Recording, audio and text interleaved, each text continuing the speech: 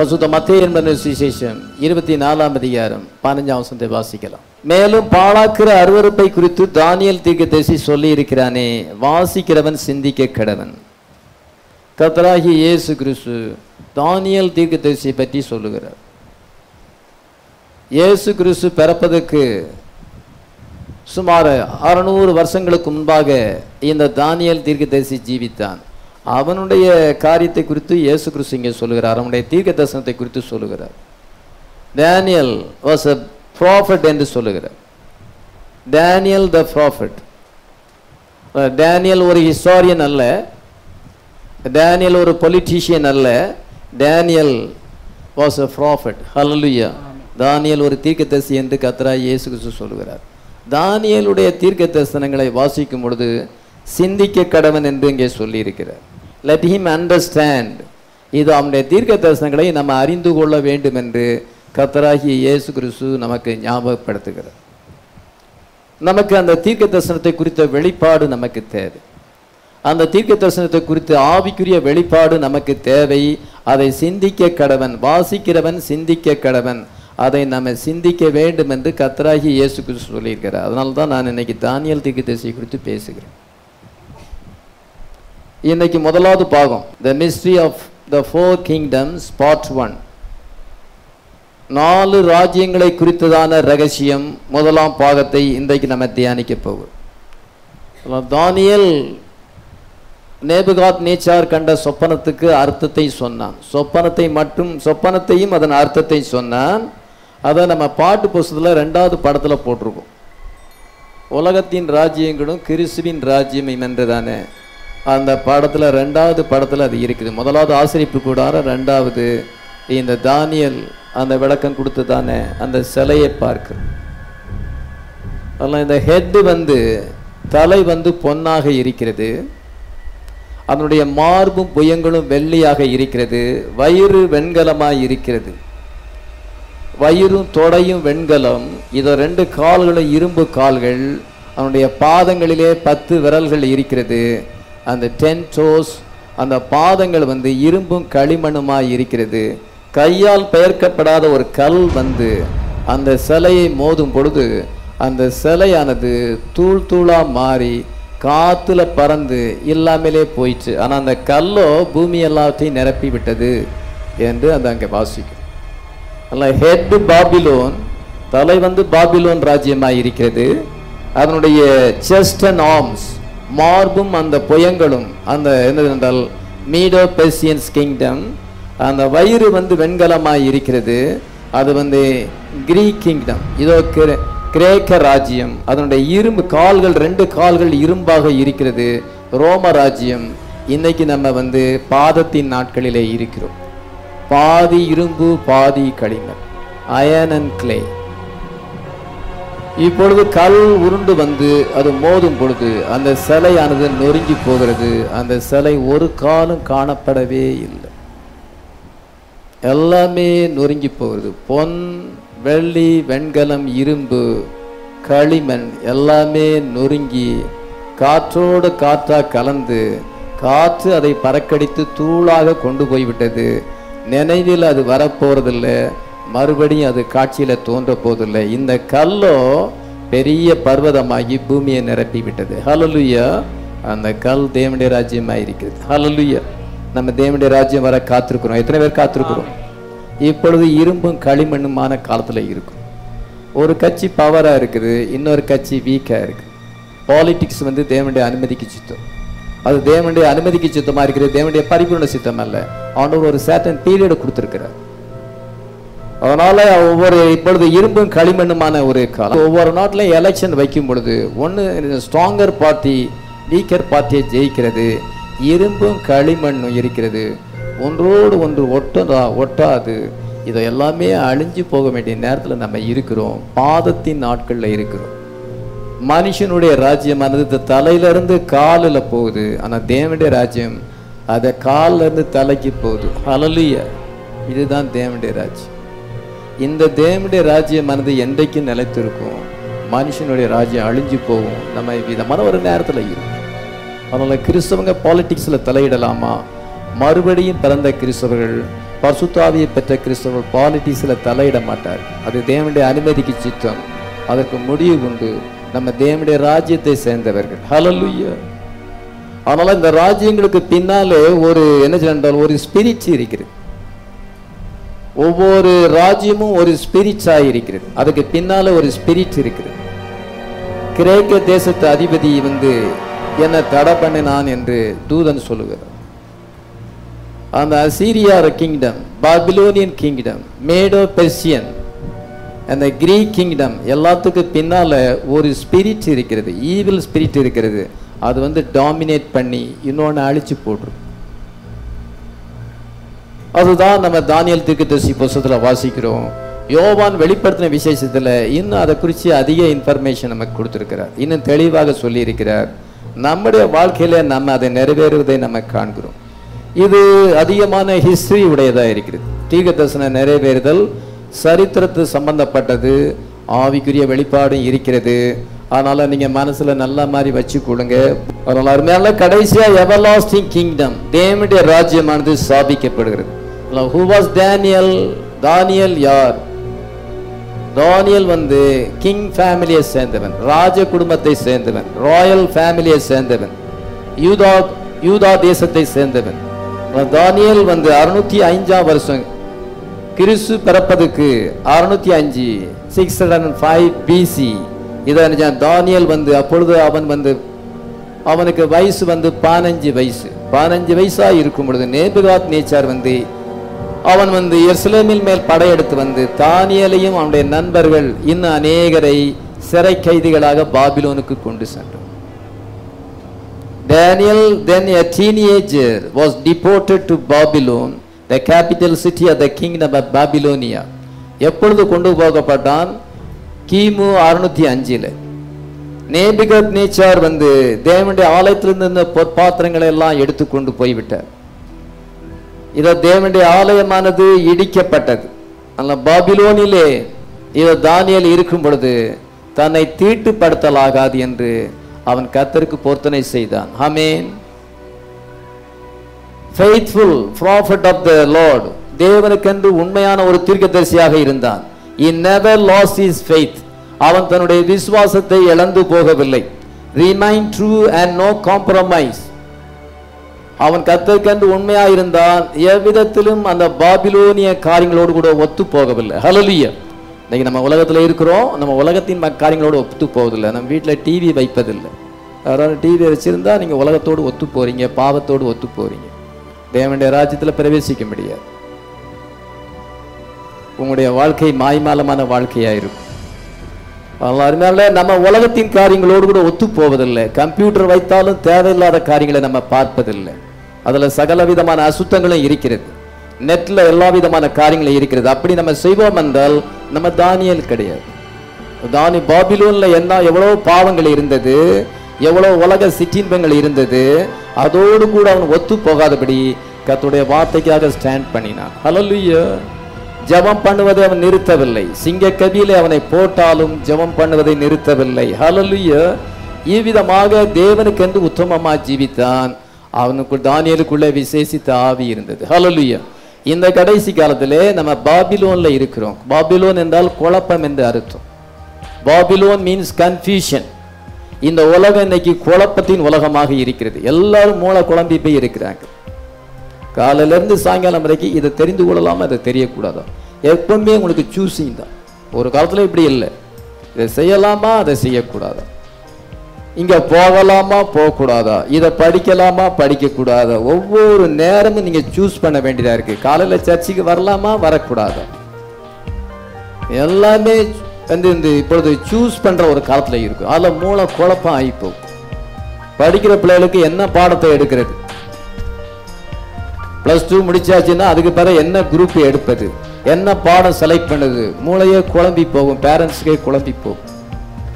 அவ்விதமான ஒரு காலத்துல ஏஜ் ஆஃப் கன்ஃபியூஷன்ல இருக்கும். இந்த சத்தியத்தை நம்ம ஏற்றுக்கொள்ளலாமா, கர்த்தருக்கு ஒப்பு கொடுக்கலாமா, அல்லது இப்படியே ஜீவிக்கலாமா, உங்களுக்கு குழப்பம் வரும். அதான் பாபிலோன்ல நம்ம இருக்கிறோம். ஆனால் பாபிலோன்ல இருக்கும் பொழுது தானியேல் தன்னுடைய விசுவாசத்தை இழந்து போகவில்லை. ஹல்லேலூயா. எந்த விதத்திலும் அவன் உலகத்தின் காரியங்களோடு தன்னை தீட்டுப்படுத்திக் கொள்ளவில்லை. தானியேல் 1:8 வாசிக்கலாம். தானியேல் ராஜாவின் போஜனத்தினாலும் அவர் பானம் பண்ணும் திராட்சரசத்தினாலும் தன்னை தீட்டுப்படுத்தல் ஆகாது என்று தன் இதயத்தில் தீர்மானம். தானியேல் தன்னை தீட்டுப்படுத்தல் ஆகாது, உலகத்தின் காரியங்களாலும் ராஜாவின் காரியங்களாலும் அவனுடைய போஜனத்தினாலும் தன்னை தீட்டுப்படுத்தலாக தன் இதயத்திலே அவன் தீர்மானம் பண்ணியிருந்தான். எத்தனை பேர் விதமா தீர்மானம் பண்ணியிருக்கிறோம். அதனால you are also a Daniel in the end time. இந்த கடைசி காலத்திலே நீங்கள் தானியேல் ஆயிருக்கிறீர்கள். ஆமென். 600 வருஷத்துக்கு முன்னதாக அவன் பாபிலோன்ல ஜீவித்தான். கிறிஸ்து பிறப்பதுக்கு 600 வருஷம். நம்ம இன்னைக்கு கிறிஸ்து பிறந்து 2015 வருஷத்துல இருக்கிறோம். நம்ம இன்னைக்கு அந்த டேனியலுக்குள்ள இருந்த அந்த ஆவி நமக்குள்ள இருக்கிறது. we are the Daniel in the end time. hallelujah. தானியேல் புத்தகத்திலே முதல் 6 அதிகாரத்திலே நம்ம என்ன வாசிக்கிறோம் என்றால் பைபிள் ஸ்டோரிஸ் அங்கே இருக்கிறது. தானியேல் வாழ்க்கையில் நடந்த முக்கியமான சம்பவங்களை நம்ம வாசிக்கிறோம். அதுல இருந்து 7ஆம் அதிகாரத்திலிருந்து 12ஆம் அதிகாரத்தை வாசிக்கும் பொழுது தானியேல் கண்ட சொப்பனங்கள் தரிசனங்களை குறித்து நாம் வாசிக்கிறோம். contains prophetic vision during Daniel's life. அந்த 4 மிருகங்களை குறித்தும் அந்த சன் ஆஃப் மேன் மனுஷகுமாரனுடைய வருகை குறித்தும் அந்த ரேம் அந்த ஆட்டுக்கடாவை குறித்தும் வெள்ளாட்டு கடாவை குறித்தும் இவ்விதமான தரிசனங்களை நம்ம 7ஆம் அதிகாரத்திலிருந்து 12ஆம் அதிகாரம் வரைக்கும் வாசிக்கிறோம். இப்பொழுது தானியேல் கண்ட அந்த சிலை 2ஆம் அதிகாரத்தை நம்ம பார்க்கும் பொழுது 2ஆம் அதிகாரம் 1 முதல் 3 வசனங்களை நீங்க வாசிக்கும் பொழுது நேபுகாத்நேச்சார் ஒரு நாளிலே ராத்திரியிலே சொப்பனத்தை காண்கிறான். அவன்தான் பாபிலோனின் ராஜா. அந்த பாபிலோன் ராஜா சொப்பனத்தை காண்கிறான். வருங்காலத்துல எப்படி உலகம் இருக்க போதோ, எப்படி நம்முடைய ராஜ்யம் விதமாய் இருக்க போகுதோ இந்த நினைப்பில் அவன் படுக்கும் பொழுது அவனுக்கு சொப்பனம் வருகிறது. அவனுக்கு சொப்பனம் காண்கிறான். சொப்பனத்தையும் அவன் மறந்து விட்டான். அதுக்கு அர்த்தமும் அவனுக்கு தெரியாது. அதனால ஞானிகள், குறி சொல்லுகிறவர்கள், சாஸ்திரிகள் எல்லாரையும் கூப்பிட்டு, நான் நேற்று ராத்திரியில ஒரு சொப்பனம் கண்டேன், நீங்க சொப்பனத்தையும் சொல்லணும் அர்த்தத்தையும் சொல்லணும். அப்பொழுது அந்த ஞானிகள், சாஸ்திரிகள், குறி சொல்லுகிறவர்கள் என்ன சொன்னார்கள் என்றால், சொப்பனத்தை சொல்லும், நாங்க அர்த்தத்தை சொல்றோம். நீங்க எதாவது கதையை புரட்ட பாக்குறீங்க, நான் சொன்னா ஏதாவது ஒரு அர்த்தத்தை கொடுத்து என்னை ஏமாத்த பாக்குறீங்க. உண்மையாக உங்களுக்கு அதுக்கு அர்த்தம் சரியா சொல்லுறீங்கன்னா உங்களுக்கு சொப்பனத்தையும் உங்களுக்கு சொல்ல தெரியும். அவங்க சொன்னாங்க, மனுஷங்களோடு வாழாத கடவுள் தான் இதை சொல்ல முடியும். எங்க கடவுள் அதெல்லாம் வெளிப்படுத்த முடியாது. கல்லு மண்ணுமான விக்கிரகங்கள், பலவிதமான பேட் ஸ்டோரியை உடையதான விக்கிரகங்கள், அந்த லைஃப் ஹிஸ்டரியை பார்த்தீங்கன்னா ரொம்ப மோசமா இருக்கும். அந்த தெய்வங்கள் எல்லாம் அதை வெளிப்படுத்த முடியாது. மனுஷங்களோடு சஞ்சரிக்காத அந்த உன்னதங்களில் வாசமாயிருக்கிற கர்த்தர் தான் வெளிப்படுத்த முடியும். ஹல்லேலூயா. அவங்களே கரெக்டா சொல்லிட்டாங்க. அதனால எங்க காட் இன்ஃபீரியர் காட், இது அதுக்கு மேல ஒரு கர்த்தர் இருக்கிறார். ஹல்லேலூயா. அதுதான் நாம் ஆராதிக்கிற தேவன். அதான் தானியேலின் தேவன். ஹல்லேலூயா. அதனால பாருங்க, இப்பொழுது தானியேல் ராஜாட்ட போய் கால அவகாசம் கேட்டுக் கொள்ளுகிறான். பின்பு தானியேலும் அவனை தோழர்களும் ஜெபிக்கும் பொழுது கர்த்தர் சொப்பனத்தை எங்க காண்பிக்கிறார். ஹல்லேலூயா. ராஜா கண்ட சொப்பனத்தை அவன் தரிசனத்துல அப்படியே பார்க்கிறான். பின்பு அந்த இன்டர்பிரேஷன் அவனுக்கு கொடுக்கப்படுது, அதனுடைய வியாக்கியானம் கொடுக்கப்படுகிறது. தானியேல் இப்பொழுது ராஜாட்ட போய் சொப்பனத்தையும் அதன் அர்த்தத்தையும் சொல்லுகிறான். ஹல்லேலூயா. அப்பொழுது தானியேலுக்கு தூபம் காட்டவும், இதோ தானியேலுக்கு காணிக்கை செலுத்துவான். கடவுள் தான், கடவுள் அவதாரம் என்று அவனை நினைத்து விட்டான். தானியேலை உயர்ந்த ஸ்தானத்திலே கொண்டு வந்தான். இதோ தானியேலின் தேவனாகிய கர்த்தர் தான் உலகத்தில் உண்மையான கர்த்தர். அவரே ராஜாக்களுக்கெல்லாம் ராஜாவாய் இருக்கிறார், கர்த்தாதி கர்த்தனாய் இருக்கிறார். அவருடைய ராஜ்யம் சதா காலம் உள்ள ராஜ்யம். அவரே மறைபொருளை வெளிப்படுத்துகிறார் என்று அவன் அறிக்கை விட்டான். தானியேல் இப்பொழுது he was a vindicated prophet. hallelujah. தேவனால் உறுதியாக்கப்பட்ட தீர்க்கதரிசி என்று அவன் பெயர் பெற்றான். எத்தனையோ தீர்க்கதரிசிகள் இருக்கிறார்கள். ஆனால் தேவன் ஒரு தீர்க்கதரிசியை உறுதிப்படுத்த வேண்டும். அநேகர் இன்றைக்கு பெந்தேகோஸ்து போதகர்கள் தீர்க்கதரிசனம் உரைக்கிறார்கள், ஆனால் விண்டிகேட்டட் ப்ராஃபட் கிடையாது. அற்புதத்தினாலும் அடையாளத்தினாலும் உறுதிப்படுத்த ஒரு தீர்க்கதரிசி அல்ல. ஆனால் கர்த்தர் இந்த கடைசி காலத்திலே அவனை பிரணாமை அனுப்பியிருக்கிறார். ஹல்லேலூயா. he was a vindicated prophet. hallelujah. It becomes then a voice of God to you. லட்சக்கணக்கான தீர்க்கதரிசனங்களில் ஒன்று கூட தவறாக போகவில்லை. லட்சக்கணக்கான அற்புதங்களில் ஒன்றுமே தவறு கிடையாது. இத மேக சம்பத்தினாலும் அக்னி சம்பத்தினாலும் உறுதியாக்கப்பட்ட vindicated major prophet. Hallelujah. எத்தனை பேர் விசுவாசிக்கிறோம்? எத்தனையோ தீர்க்கதரிசிகள் உலகத்தில் இருக்கிறாங்க. கஸ் பண்ணி சொல்லுவார்கள். பாதி தப்பா இருக்கலாம், பாதி ரைட்டா இருக்கலாம். ஆனா தேவனால் உறுதியாக்கப்பட்ட தீர்க்கதரிசி டேனியல், தேவனால் உறுதியாக்கப்பட்ட தீர்க்கதரிசி. Hallelujah. Daniel was vindicated before the king Nebuchadnezzar. Not only interpret the dream but also dream the dream. அவங்க சொப்பனம் கண்டதை இவரே சொப்பனம் காண்கிறார். இவ்விதமான ஒரு தீர்க்கதரிசியை கர்த்தர் அனுப்பி இருக்கிறார். ஹல்லேலூயா. அந்த சிலையிலே இது 4 செக்ஷன் இருக்கிறது, 4 பகுதிகள் இருக்கிறது. 31 வாசிக்கலாம். ராஜாவே, நீர் ஒரு பெரிய சிலையை கண்டீர். அந்த பெரிய சிலை மிகுந்த பிரகாசம் உள்ளதா இருந்தது. அது உமக்கு எதிரே நின்றது. அதன் ரூபம் பயங்கரமா இருந்தது. நீர் ஒரு பெரிய சிலையை கண்டீர், அது மிகவும் பிரகாசமா இருந்தது. அங்கே நேபுகாத்நேச்சர் படுத்திருக்கும் பொழுது பெரிய சிலை வந்து முன்னால நிக்குது. பெரிய சிலை, அது பிரகாசமா இருக்கிறது. இதை தொடர்ந்து வாசிக்கலாம். 32 வசனம். சிலையின் தலை பசும் பொன்னும், அதன் மார்பும் அதன் புயங்களும். அதனுடைய தலை பாட்டு புஸ்தகத்துல எடுத்துக்கொள்ளுங்க. 2வது படத்துல அதனுடைய தலையானது பசும் பொன்னா இருக்குது, பியூர் கோல்ட். அதனுடைய அடுத்த வசனம். மார்பும் அதன் புயங்களும் வெள்ளியும், அதன் வயிறும் அதன் தொடையும் வெண்கலமும், அதன் கால்கள் இரும்பும், அதன் பாதங்கள் பாதி இரும்பும் பாதி களிமண்ணுமா இருந்தது. இதோ இந்த சிலை இந்த புஸ்தகத்துல பாருங்க.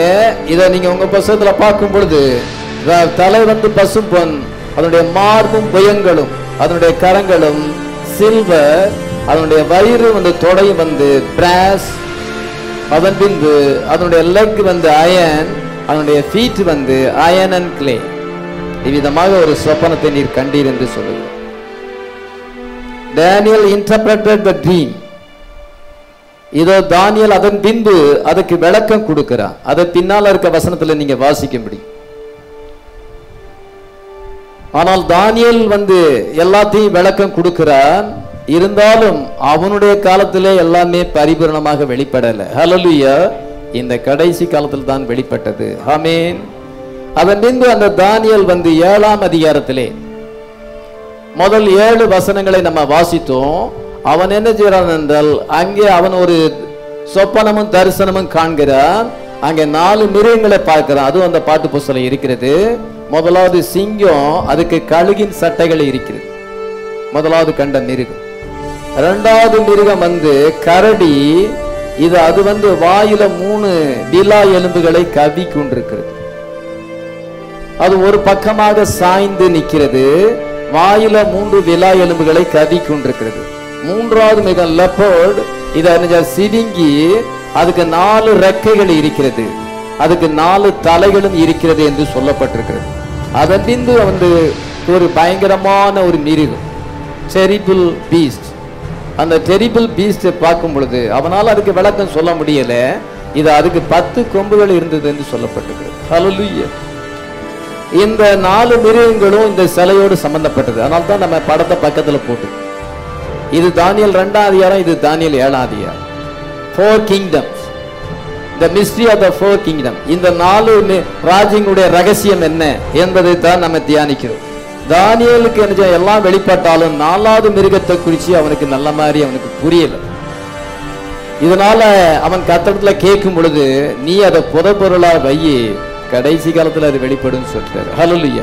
தானியேல் 12:4 வாசிக்கலாம். தானியேலாகிய நீயோவென்றால் முடிவு காலம் மட்டும் இந்த வார்த்தைகளை புதைபொருளாக வைத்து வைத்து இந்த புஸ்தகத்தை முத்திரை போடு, அப்பொழுது அநேகர் இங்கும் அங்கும் ஓடி ஆராய்வார்கள், அறிவும் பெருகி போம் என்றான். தானியேலே, நீ இந்த புஸ்தகத்தை முத்திரை போடு. Shut up, seal the book even till the end. நீ இந்த புஸ்தகத்தை மூடி இதை முத்திரை போடு, கடைசி காலம் வரைக்கும் அது முறைப்பொருளாக இருக்கும். கடைசி காலத்திலே அது வெளிப்படுத்தப்படும். ஆமென். அப்பொழுது அநேகர் அங்கேயும் இங்கும் ஓடி ஆராய்வார்கள். இப்பொழுது ஜனங்கள் வந்து ரொம்ப பிரயாணம் செய்யறாங்க. அமெரிக்காவுக்கு போறாங்க, வர்றாங்க. உலகத்தின் பல நாள்ல வந்து பிளேன்ல போறாங்க, ட்ரெயின்ல போறாங்க, டூ அண்ட் ஃப்ரோ. வண்டியில 2 வீலர்ல கூட வேலைக்கு ரொம்ப தூரம் போறாங்க. 50 மைல் தூரம் போறாங்க, திருப்பி வீட்டுக்கு திரும்பி வராங்க. இத மாதிரி ஒரு போக்குவரத்து காலம் உலகத்துல இதுவரைக்கும் இல்லை. டூ அண்ட் ஃப்ரோ ஜனங்கள் டிராவல் ட்ரூ அண்ட் ஃப்ரோ. இதோ போறாங்க வர்றாங்க. இப்படியா எத்தனையோ கிலோமீட்டர் ஒவ்வொருத்தரும் ஒவ்வொரு நாளைக்கும் பிரயாணம் செய்கிறாங்க. ஆனால் அநேகர் அங்கும் இங்கும் ஓடுவார்கள், ஓடி ஆராய்வார்கள். அறிவு பெரிய இப்பொழுது அறிவு இன்ஃபர்மேஷன் ஏஜில் வந்திருக்கும். நெட்ல என்ன காரியத்தை நீங்க சர்ச் பண்ணாலும் உங்களுக்கு அங்க நிறைய ஸ்டஃப் இருக்குது. அதனால இது இன்ஃபர்மேஷன் ஏஜ். இப்பொழுது என்ன செய்தால் தகவல் தொடர்பு அதிகமாக மாறி இருக்கிறது. யார் என்ன மூலையில உலகத்தில் நடந்தாலும் உடனே அங்க போட்டுருவோம், கண்டுபிடிச்சிருவாங்க. இவ்விதமான ஒரு காலத்துல நம்ம ஜீவிக்கும். Knowledge shall be increase. படிப்பு இப்பொழுது அதிகம், இன்ஃபர்மேஷன் அதிகம். அவ்விதமான ஒரு காலம், கடைசி காலம் வரும் பொழுது அது வெளிப்படும். ஹல்லேலூயா. உனக்கு அது பற்றி இப்பொழுது முழுசுமா அண்டர்ஸ்டாண்ட் பண்ண முடியாது. இது அது வெளிப்படுத்தப்பட காலம் அல்ல. இப்போது அதை வெளிப்படுத்தினா சாத்தான் டேமேஜ் பண்ணிடுவான், அதை கெடுத்து போடுவான், பல வியாக்கியானங்களை கொடுத்து கெடுத்து போடுவான். அதனால நீ அடையாளமா முத்திரை போடு. எப்படி முத்திரை போடு? 4 மிருகங்கள், 4 மெட்டீரியல்ஸ், அந்த சிலையில் இருக்க 4 அந்த உலோகங்களாக நீ இந்த மாதிரி முத்திரை போட்டு அது கடைசி காலத்தில் வெளிப்படும் என்று சொல்லப்பட்டிருக்கு. 7ஆம் முத்திரை பேசும் பொழுது இப்பொழுது நான் அதை வெளிப்படையாக சொல்ல மனசு இல்லை. நான் அதை சொன்ன சாத்தான் டேமேஜ் பண்ணிடுவான். அதுக்கு பல விதமான குழப்பமான வியாக்கியானங்களை கொடுத்து குழப்பி விடுவான் என்று சொல்லப்பட்டது. ஆனால் bride காண்டவர் வெளிப்படுத்தியிருக்கிறார். 7th seal is the cunning of the Lord. Hallelujah. அது ஏற்ற வேளையில் அது வெளிப்படும். இப்பொழுது அது வெளிப்படுத்த வேண்டிய நேரம் கிடையாது. வெளிப்படுத்தினா சாத்தான் டேமேஜ் பண்ணிடுவான். ரகசியத்தை சொன்னா அதை வேற மாதிரி திருச்சி சொல்லிடுவான். ரகசியத்தை எல்லாத்தையும் சொல்லக்கூடாது. அதனால பிரைடுக்கு அது கடைசி காலத்தில் வெளிப்படும் என்று சொல்லப்பட்டது. ஆனால் அதனுடைய நான் அதை கேட்டேன், ஆனாலும் எனக்கு அது புரியல அப்படின்னு தானியேல் சொல்லுகிறான். தானியேல் 12:8-9 வாசிக்கலாம். நான் அதை கேட்டும் அதன் பொருளை அறியவில்லை. ஆகையால் என் ஆண்டவனே, இவர்களின் முடிவு என்னமா இருக்கும் என்று கேட்டேன். அதற்கு அவன், தானியேலே போகலாம். இந்த வார்த்தைகள் முடிவு காலம் மட்டும் புதை பொருளாக வைக்கப்பட்டும் முத்திரிக்கப்பட்டும் இருக்கும். I heard but I understood not. நான் அதை கேட்டேன், ஆனா என்னால புரிஞ்சு கொள்ள முடியல. அப்பொழுது இதனுடைய முடிவு என்னமா இருக்கும் என்று கேட்கும் பொழுது, தானியேலே நீ போகலாம், உன் லைஃப் பாஸ் ஆகட்டும், நீ போகலாம், நீ இதை பற்றி ஆராய்ச்சி செய்ய வேண்டிய அவசியம் இல்லை. உனக்கு விஷன் கொடுத்துருக்கிறேன், ட்ரீம் கொடுத்துருக்கிறேன், ஆனா யூ கேனாட் அண்டர்ஸ்டாண்ட் இட். நீ அதை புரிஞ்சு கொள்ள முடியாது. முடிவு காலம் வரும், அந்த பாவத்தின் நாட்கள் வரும், இரும்பும் களிமண்ணுமான காலம் வரும். இப்பொழுது அந்த நேரத்தில் நம்ம இருக்கிறோம். அந்த நேரத்தில் 7 முத்திரைகள் திறக்கப்பட்டு தேவ ரகசியம் வெளிப்படும். ஹல்லேலூயா. John had more information of the same vision. தானியேல் கண்ட அதே சொப்பனங்கள், அதே தரிசனங்களை தான் யோவான் அங்கே காண்கிறான் பத்துந்து தீவிலே. அவனும் சிம்பிள் ஃபார்மாக முத்திரை போட்டு விட்டான். 7ஆம் தூதனுடைய சத்தத்தின் நாட்களிலே அவன் எக்கால ஊதும் போது தேவரகசியம் நிறைவேறும் என்று அங்கே சொல்லப்பட்டது. ஹல்லேலூயா.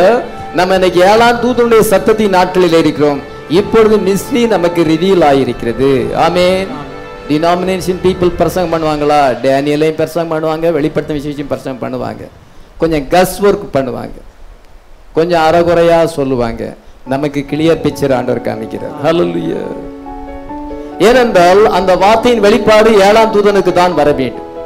அவர் ஒரு தீர்க்கதரிசியாக இருக்க வேண்டும். The word of God always comes to the prophet. அது தியாலஜியன்ஸுக்கு அது வருவதில்லை. தியாலஜி படிச்ச சாபன போதர்களுக்கு அது வருவதில்லை.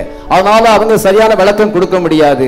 கர்த்தர் ஒரு தீர்க்கதரிசியை கொடுத்து, டேனியல் ஒரு ப்ராஃபட், அதே போல பெனா ஒரு ப்ராஃபட், அவருக்கு தான் அந்த இன்டர்பிரேஷன் வர வேண்டும். அதனால பிரைடு மட்டும்தான் அந்த ரகசியத்தை தெரிஞ்சு கொள்ள முடியும். ஹல்லேலூயா. The mystery of 4 kingdoms. அந்த ஃபைனல் பவர் கடைசியா என்ன? ஃபைனல் பவர் வருகிறது.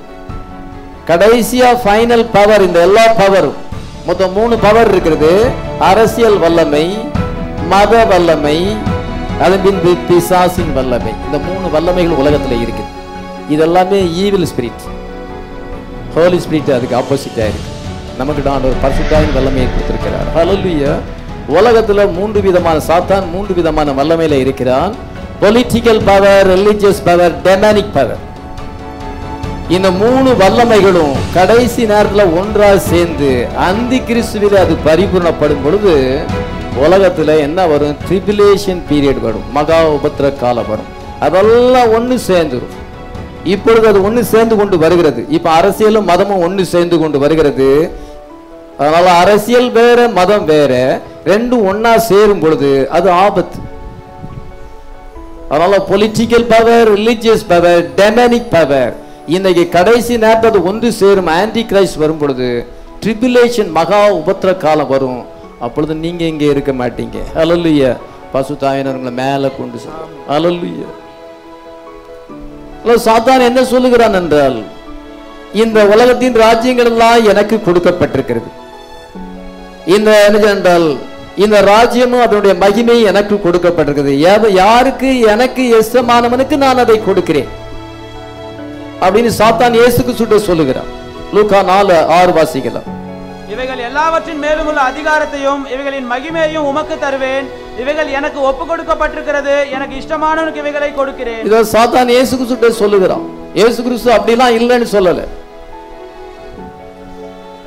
அவனுக்கு கொடுக்க ஒப்பு கொடுக்க இந்த உலகத்தினுடைய ராஜ்யத்தினுடைய அதிகாரங்களும் அதனுடைய மகிமையும் பிசாசுக்கு கொடுக்கப்பட்டிருக்கிறது. அவனுக்கு இஷ்டமானவனுக்கு அதை கொடுக்கிறோம். எனக்கு இஷ்டமானவனுக்கு நான் அதை கொடுக்கிறேன். நீர் சாசாங்கமாய் விழுந்து என்னை பணிவிருந்தால் உமக்கு தருவேன் என்று சொல்லும் பொழுது அப்பாலே போச்சாத்தானே, உன் தேவனாய கர்த்தர் ஒருவரையே நீ ஆராதனை செய்வாய் என்று சொல்லுகிறார். ஹல்லேலூயா. அதனால நீங்க இங்க முத்திரைகளை கவனிக்கும் பொழுது இதோ ஒயிட் ஹார்ட்ஸ் நம்ம பார்க்கிறோம். பிசாசின் வல்லமை ஒயிட் ஹார்ட்ஸ். அது என்ன பவர் இருப்பாங்க? Religious power. White hearts religious power.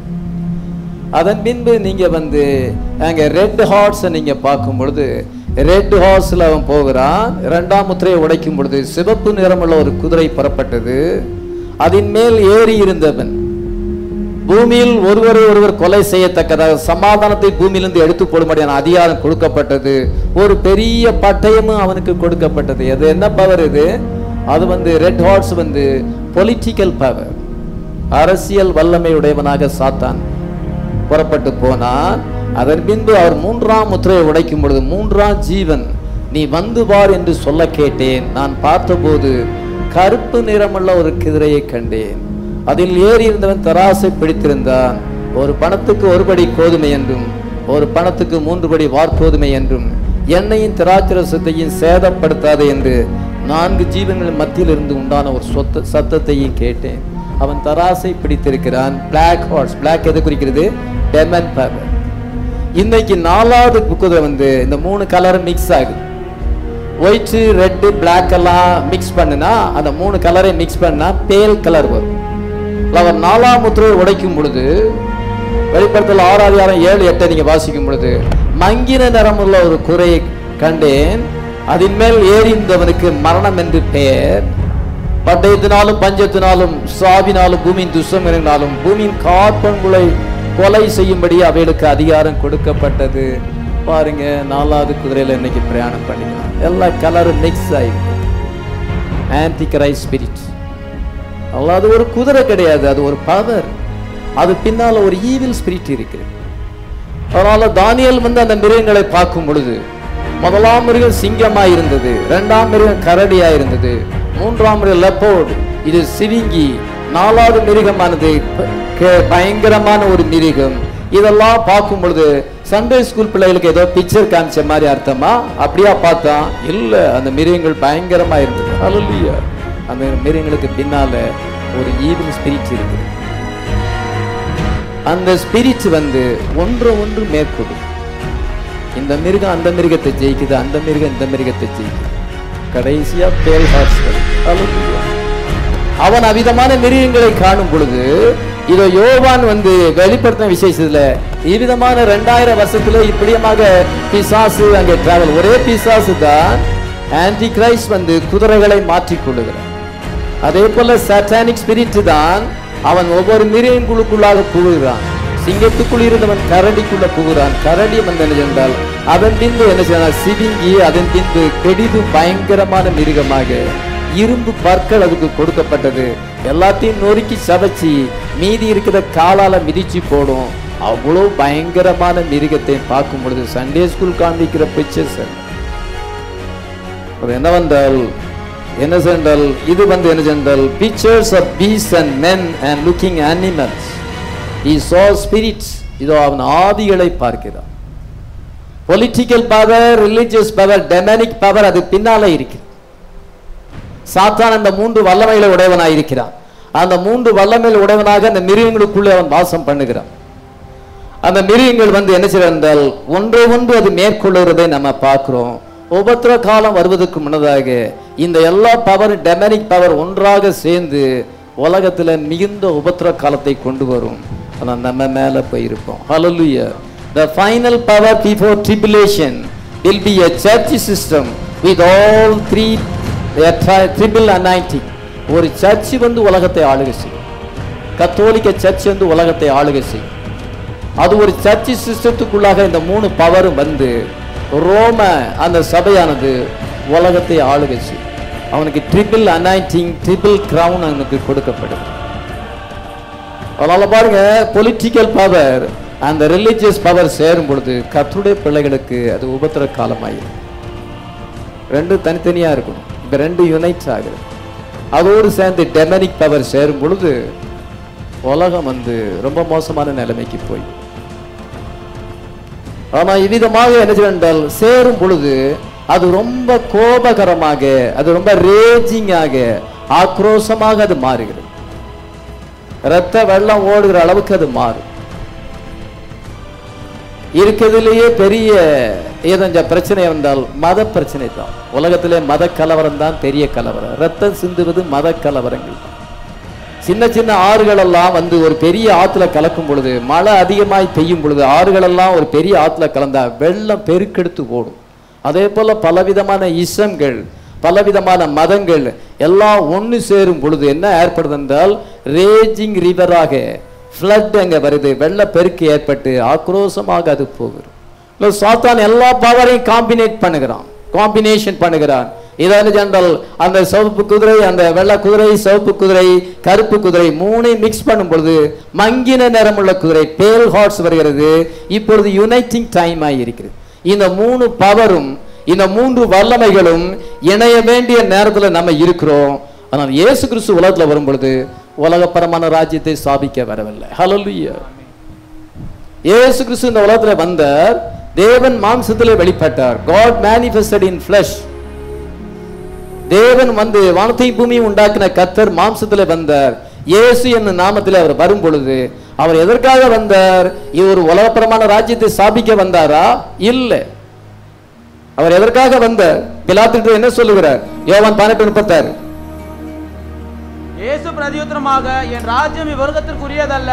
என் ராஜ்யம் இவ்வுலகத்திற்குரியதானால் நான் யூதரிடத்தில் ஒப்புக் கொடுக்கப்படாதபடிக்கு என் ஊழியக்காரர் போராடி இருப்பார்களே. இப்படி இருக்க என் ராஜ்யம் இவ்விடத்திற்குரியதல்ல என்றார். இதோ my kingdom is not of this world. இதோ இயேசு சொல்லுகிறார், என்னுடைய ராஜ்யம் இவ்வுலகத்துக்குரியது அல்ல. இப்படி இருக்க என் ராஜ்யம் இவ்விடத்துக்குரியது அல்ல. நீ யூதருடைய ராஜாவா? என்னுடைய ராஜ்யம் இந்த உலகத்துக்குரிய ராஜ்யத்தை நாம ஸ்தாபிக்க வரல. இதை இயேசு கிறிஸ்து நம்முடைய ஹார்ட்ல தேவனுடைய ராஜ்யத்தை ஸ்தாபித்திருக்கிறார். ஹல்லேலூயா. இயேசு கிறிஸ்துவின் ராஜ்யம் உலகத்துக்குரிய ராஜ்யம் அல்ல. ஹல்லேலூயா. என்னுடைய ராஜ்யம் இந்த உலகத்துக்குரியது அல்ல. அவர் ஆவிக்குரிய ராஜ்யத்தை ஸ்தாபிக்க வந்தார். ஹல்லேலூயா. இவர் நேபுகாத்நேச்சார் என்ற சிலையை சொப்பனம் கண்ட பின்பு 50 வருஷத்துக்கு பிறகு, தானியேல் வந்து 90 வருஷத்துக்கு மேல பாபிலோன்ல இருந்திருக்கிறான். 15 வயசுல அவன் வந்து என்ன செய்யறான் என்றால் அங்க போயிருக்கிறான், பாபிலோனுக்கு போயிருக்கிறான். 70 வருஷம் நிறைவேறு வரைக்கும் அங்கதான் இருந்திருக்கிறான். அப்ப அவனுக்கு 85 வயசு ஆகுது. கிட்டத்தட்ட 90 வயசு வரைக்கும் பாபிலோன்ல ஜீவிச்சிருக்கான். அவனுக்கு ஆயுசு நாள் ஜாஸ்தி. 50 வருஷத்துக்கு நேபுகாத்நேச்சார் காலத்துல இருக்கிறான். 50 வருஷத்துக்கு பிறகு பெல்சாத்தார் காலத்துல வரும் பொழுது, அந்த பெல்சாத்தார் காலத்துல இருக்கும் பொழுதுதான் இந்த 4 மிருகங்களை பற்றி தரிசனம் காணுகிறான். அந்த சிலை வந்து சொப்பனம் வந்த பிறகு 50 வருஷத்துக்கு பிறகு அங்க நேபுகாத்நேச்சார் கிமு 600ஆம் வருஷத்துல ஜீவித்தார். இதன் பெல்சாத்தார் வந்து கிமு 550ல ஜீவிக்கிறான். 50 இயர்ஸுக்கு பிறகு இந்த விஷன் வருகிறது. ரெண்டும் ஒரே அர்த்தமா இருக்கிறது. 7வது 1ஆம் வசனத்தை வாசிக்கலாம். பாபிலோன் ராஜாவாகிய பெல்சாத்தாரின் 1ஆம் வருஷத்திலே தானியேல் ஒரு சொப்பனத்தையும், வந்து நேபுகாத்நேச்சாருக்கு அடுத்தாப்புல பெல்சாத்தார் முக்கியமான ராஜாவா இருந்தான். அவனுடைய காலத்திலேயும் தானியேல் வந்து பாபிலோனில பெரிய அதிகாரியாக இருக்கிறான். அப்பொழுது அவனுக்கு இந்த சொப்பனம் வந்தது. 2ஆம் வசனத்தை வாசிக்கலாம். தானியேல் சொன்னது, ராத்திரி காலத்தில் எனக்கு உண்டான தரிசனத்திலே நான் கண்டது என்னவென்றால், இதோ வானத்தின் 4 காற்றுகளும் பெரிய சமுத்திரத்தின் மேல் அடித்தது. அப்பொழுது வெவ்வேறு ரூபமுள்ள 4 பெரிய மிருகங்கள் சமுத்திரத்திலிருந்து எழும்பின. அவன் பார்க்கிறான், சமுத்திரம் இருக்கிறது, பெரிய சமுத்திரம் இருக்கிறது. பூமியின் 4 காற்றுகளும் சமுத்திரத்தின் மேல அடிக்கிறது. அப்பொழுது அந்த சமுத்திரத்திலிருந்து 4 பெரிய மிருகங்கள் சமுத்திரத்திலிருந்து எழும்பின. அந்த கடல்ல இருந்து தான் 4 பெரிய மிருகங்கள் எழும்புகிறது. ஆமா, அது என்ன அர்த்தமாயிருக்கிறது?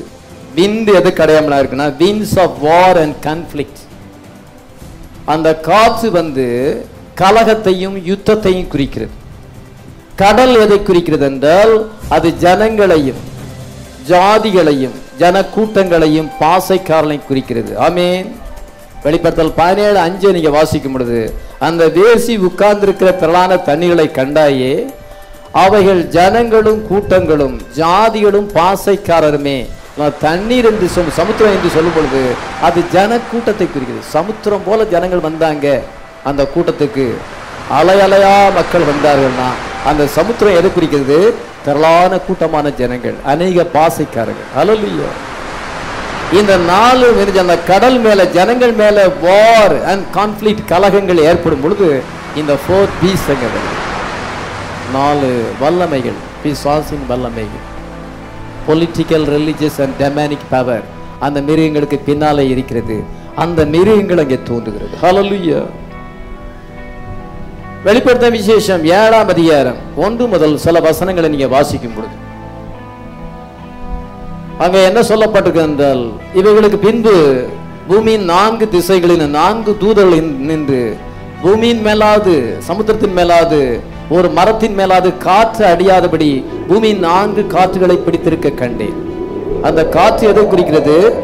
First world war, second world war, third world war, the battle of Gog and Magog, இந்த எல்லா யுத்தங்களையும் அது குறிக்கிறது. சமுத்திரம் எதை குறிக்கிறது? சகல ஜாதிகள் ஜனங்கள் பாசைக்கூறர்கள். உலகத்தில் இருக்க 700 கோடி மக்கள், இன்னைக்கு உலகத்தில் 700 கோடி மக்கள் இருக்கிறார்கள். இந்தியாவிலே 120 கோடி மக்கள் இருக்கிறார்கள். 1.2 பில்லியன் பீப்புள் இருக்கிறாங்க. உலகத்தில் வந்து 7 பில்லியன் பீப்புள் இருக்கிறாங்க. 7ல் ஒரு ஜனத்தொகை வந்து இந்தியாவில் இருக்கு. இந்தியா மேப்பில் சின்ன நாடு தான், ஜனத்தொகை நிறைந்த நாடு. ஜனங்கள் பாசைக்காரர்கள் கூட்டர்கள் ஏதோ உலகத்தில் அங்கே இருக்கிறார்கள். ஆனால் இந்த சூரியன் ஜீவனுள்ள முத்திரை கோலை உடைய வேறொரு தூதன் சூரியன் உதிக்கும் திசையிலிருந்து ஏறி வர கண்டேன்.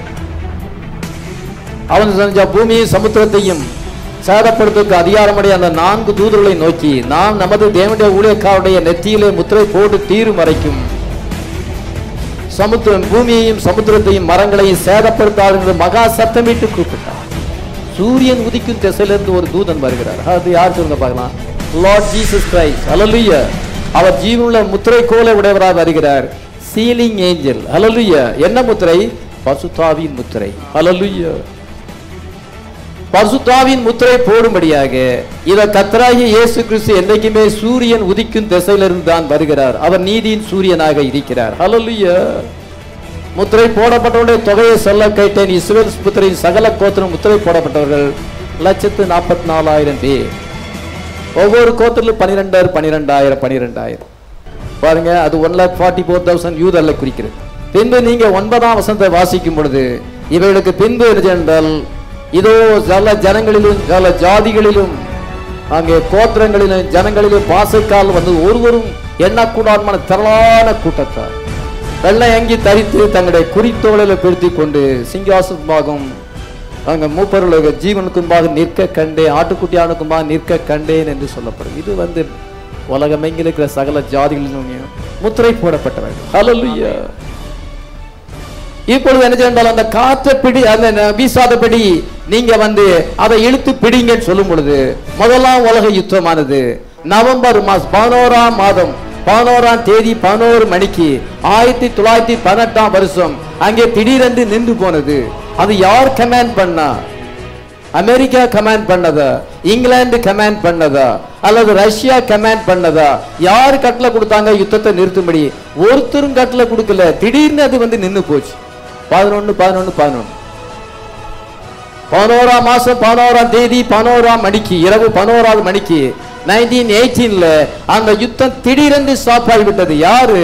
அந்த சூரியன் உதிக்கும் திசையிலிருந்து வந்த அந்த தூதன் அதை ஸ்டாப் பண்ணிவிட்டார். ஹல்லேலூயா. ஏனென்றால் 11th hour people வர வேண்டும். ஹல்லேலூயா.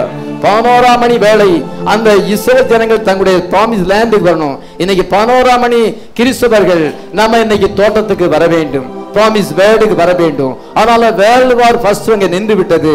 அங்கே 28 மில்லியன் பீப்புள் அங்கே கொல்லப்பட்ட 2,80,00,000 80 லட்சம் பேர் முதலாம் உலக யுத்தத்திலே செத்து போனார்கள். அது திடீரென்று நின்று விட்டது, அல்லது அன்னைக்கே உலகம் அழிஞ்சு போயிருக்கு. ஏனென்றால் தம்முடைய பிள்ளைகளை ஆண்டவர் சீலிங் பண்ண வேண்டும். ஹல்லேலூயா. முத்திரை போட வேண்டும். ஹல்லேலூயா.